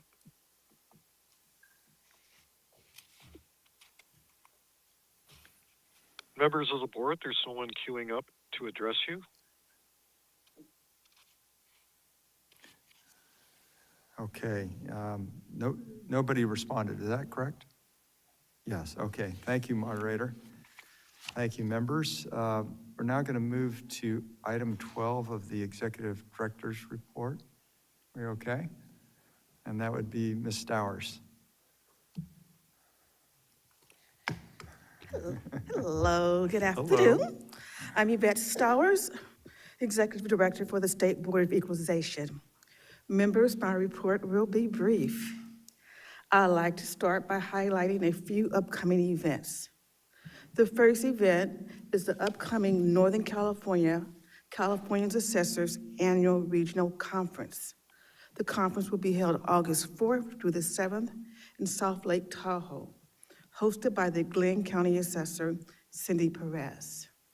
This annual conference provides an excellent opportunity for the CAA and BOE to discuss further ways to work in collaboration and opportunity to discuss emerging issues.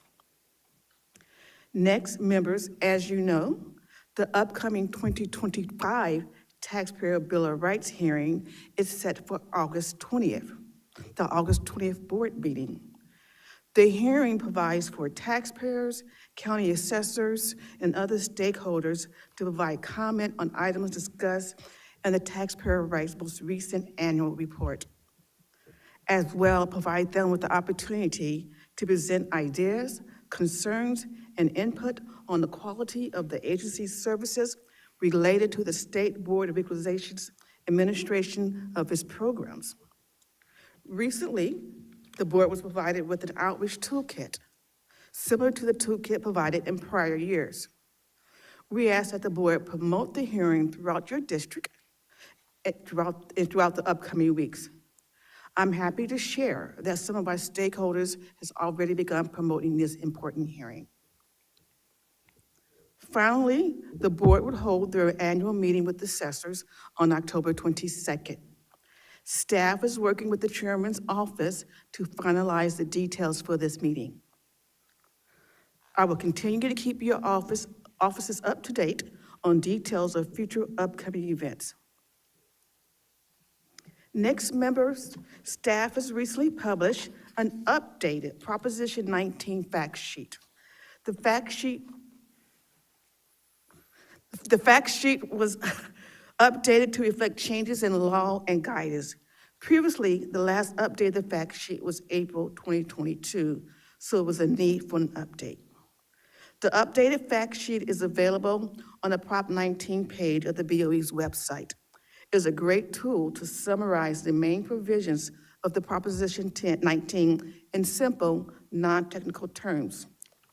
We also encourage stakeholders to visit our website regularly as we update their website in real time. The website offers comprehensive guidance and information on Prop 19, including a frequently asked questions. The site also provides a phone number and email link for those who may have additional questions may contact us directly. The Proposition 19 page is easily accessed by a prominent link on the BOE's website homepage. Hard copies of the fact sheet have been provided to you today for your offices. If you would like additional copies, please let me know. Finally, members, thanks to the board leadership and education and outreach that this board has done to shine a light on the BOE and the important work that we do, we have seen an overall increase in engagement and high volume contacts with BOE compared to prior years. More taxpayers and stakeholders are aware we are here as a resource related to the property tax system. That concludes my report on item 12. I'm available to answer any questions that you may have. Members, any questions? Seeing none, I think we're ready to move on to item 13. Thank you, sir. Members, Revenue and Taxation Code 616 requires county assessors to complete their local assessment role by July 1st. Section 155 provides that the board or the executive director may extend by 30 days the deadline for the official act by the assessor. In the case of a calamity, the deadline may be extended by 40 days. Section 155 also requires the executive director to inform the board of any such extensions at the next regular meeting. This report is to inform you that Amador, Imperial, Inyo, Mendocino, San Bernardino, and Sierra counties have requested and been granted a 30-day extension to complete their role. That concludes my report. I'm available to answer any questions that you may have. Thank you. Members, any questions? Seeing none. Thank you very much. And then we'll move on to item 14, Taxpayer Rights Advocate Office's report, presented by Ms. Hendrickson. Good afternoon, Chair Gaines and honorable board members. My name is Amy Hendrickson, Senior Specialist Property Appraiser, speaking on behalf of the Taxpayers Rights Advocate Office. Today, I will provide an update on the activities of the Taxpayer Rights Advocate Office. As far as completed cases counts for last month, June 2025, our office completed work on 16 cases, of which 10 were in the valuation category.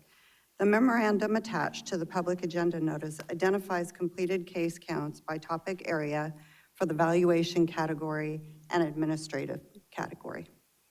I would also like to inform the board that our office has completed several items since the last month's board meeting towards promoting the upcoming Taxpayers Bill of Rights hearing that will be held on August 20th, 2025 as part of the board meeting. An electronic public comment form was made available on the Taxpayers Bill of Rights hearing webpage. This allows taxpayers to provide written comments for the hearing if they wish.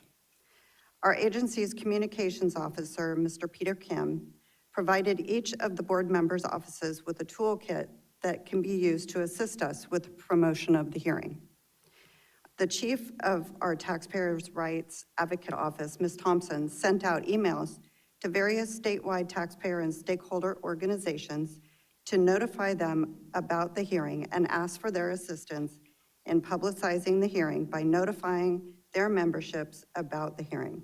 Additionally, Ms. Thompson sent information to all legislative offices, Senate and Assembly, notifying them about the opportunity of the hearing, asking them to promote the hearing should they wish to post information on its website or issue social media posts. Additionally, Mr. Kim contacted the Executive Director's Advisory Council members, inviting them to the hearing and requesting their assistance to publicize this important event. Further outreach efforts will be made in advance of the hearing. The communications officer will be issuing a news release, sending e-blasts to alcoholic beverage taxpayers and subscribers of the TRA Bill of Rights hearing listserv, so recipients know how to participate or view the hearing next month. Various social media posts will be done as well. We are looking forward to the Taxpayers Bill of Rights hearing and thank the board members for their support in outreach efforts to let your constituents know about the opportunity to participate in this year's Taxpayers Bill of Rights hearing, for their voices to be heard. Finally, I want to share some information about taxpayer education. Our office recently completed a taxpayer information sheet, which is in the final stages of being made ADA compliant. We anticipate publication 800-10, titled How Property is Assessed for Property Tax Purposes, to be posted on our webpage by the end of this month. A letter to assessors will soon be issued notifying assessors and interested parties about the publication. The information sheet discusses California's property tax system, the limitations of Proposition 13, requirement to enroll the lower of a property's factored base year value or market value each year, and information to help taxpayers understand why the assessed value of a property can increase by more than 2% limit under Proposition 13. Among other things, it also helps a taxpayer understand why the assessed value of their property can be different than their neighbor's property that is similar, as well as the correlation between the assessed value and their property tax bill. That concludes my update. Thank you. Thank you, Ms. Hendrickson. Members, do you have any questions? Seeing none, thank you. All right, we'll now move to item 15, which is Legislative Research and Statistics Division Chief's Report. Mr. Angelo. Good afternoon, Chairman Gaines and honorable members. Good to see you. Ted Angelo, Chief of the Legislative Office, Legislative Research and Statistics Division. Just candidly, that's the first time I've seen a Frank Bigelow without a cowboy hat on. That's so, right. But very informative presentation by him. Today, I'm just going to give you a brief summary on the bills that we're following. As I always note, all amended analyses for active bills continue to be updated and posted on our website, and we provide your offices with weekly reports and copies of the analyses via email.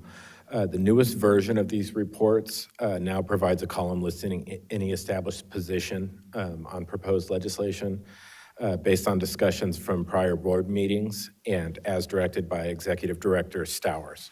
So that's on there now for you to see for the bills that you've taken positions.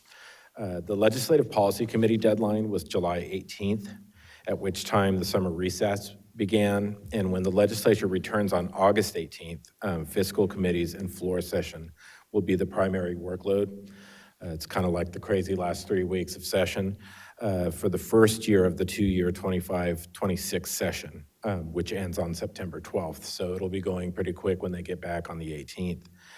At this time, approximately 10 of the 25 to 30 bills and constitutional amendments that would impact BOE remain active, reflecting some fiscal prudence by the Revenue and Taxation Committees and the fiscal committees during these recent challenging general fund budget shortfalls. Of note in that regard, the Assembly Rev and Tax Committee held 3 bills back recently, a few of which were supported by the board. which SB 56, which would have removed service-connected disability from household income. SB 296, which proposed an exemption for primary residence for veterans.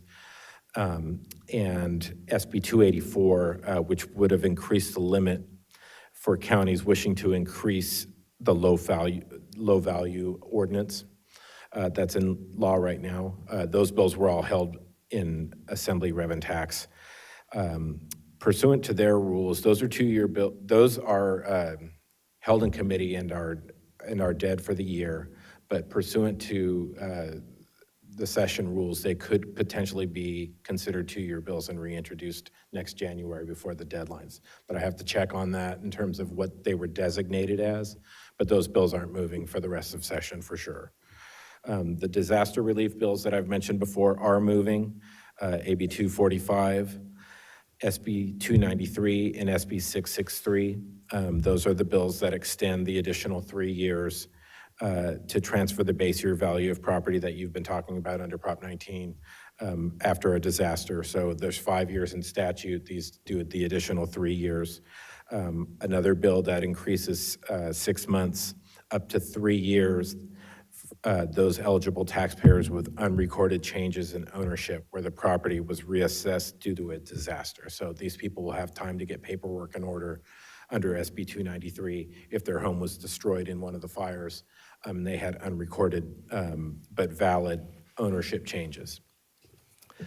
The other bills that are moving forward, and I'll keep it very brief, are the disaster bills. I just covered the 3 disaster bills. AB 1485 by Assemblymember Machado, which is the reacquisition of the Native American land exemption that I've covered before.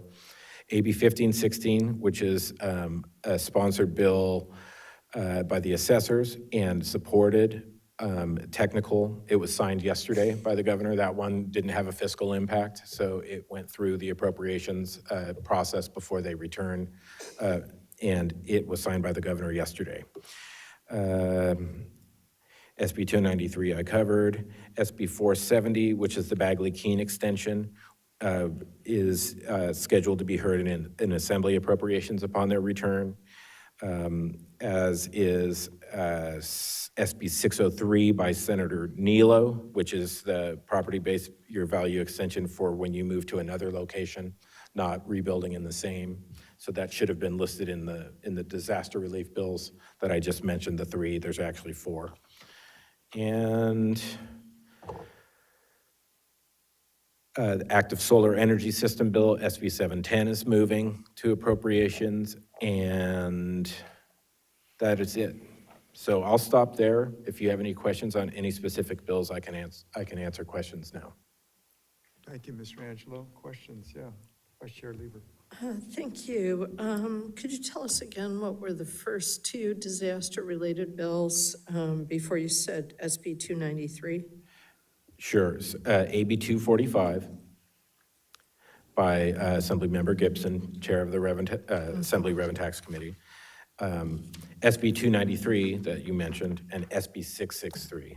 So SB 293 is Senator Perez, and SB 663 is Senator McNerney. And those are all extending disaster relief options based on the LA fires, as is SB 603 by Senator Nilo. And could you tell me again the number of the McNerney bill that you just mentioned? Yes, SB 663. Okay. And it is supported by the board. Okay. Any other questions? All right, we'll go to Deputy Controller Emmerich. Thank you, great report.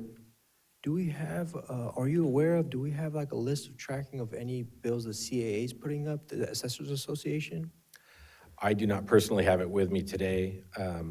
I don't have a list provided to me, but I do believe they have positions that they've taken where it's been reflected on the analyses, but I don't have that with me.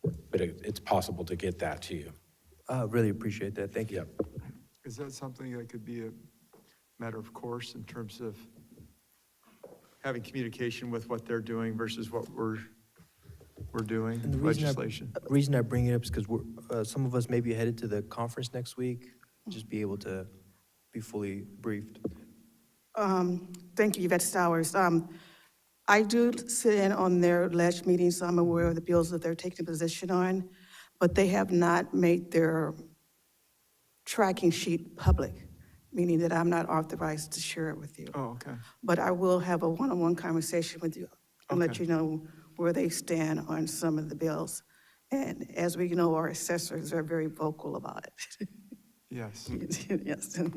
So when they do. That's why I don't get it. Yeah, Yeah, that's I'm right. sorry, yeah. Yeah, but let's say when they do make them public, is that something that we're tracking, just that we know what they're doing versus what we're doing? When they make them public, we are definitely tracking them. Yeah, Yes, okay. Yes, yes. Because there's been mention of bills moving through. There's been some bills that the board has supported that they supported. Right. And there have been some recent bills that the board did not take a position on and they opposed. So Yeah. that was a good thing. Yeah, okay. But I will have a conversation. Wonderful. That's great. Are we done? Okay. Well, thank you, Mr. Angelo. Thank you. Okay, we'll now have public comment on the executive director's reports. And we don't have any written comments or anyone in the public wishing to make a comment. So let's go to the AT&T moderator. And please let us know if anyone is on the telephone that would like to make a public comment regarding this item on the agenda. And if you would like to make a comment at this time, please press 1, then 0. That's 1 followed by 0 at this time.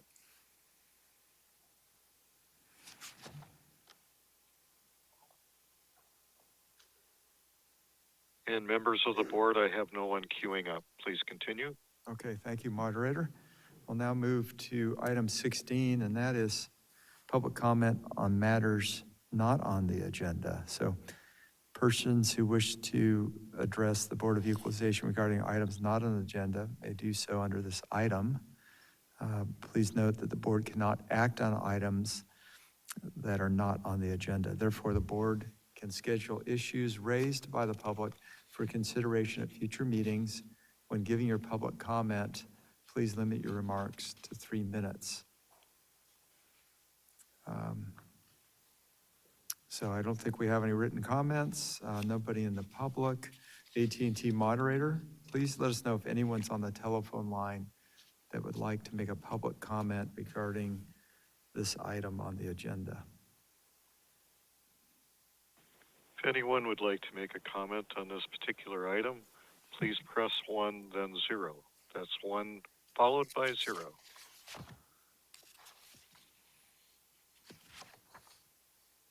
No one's queuing up at this time.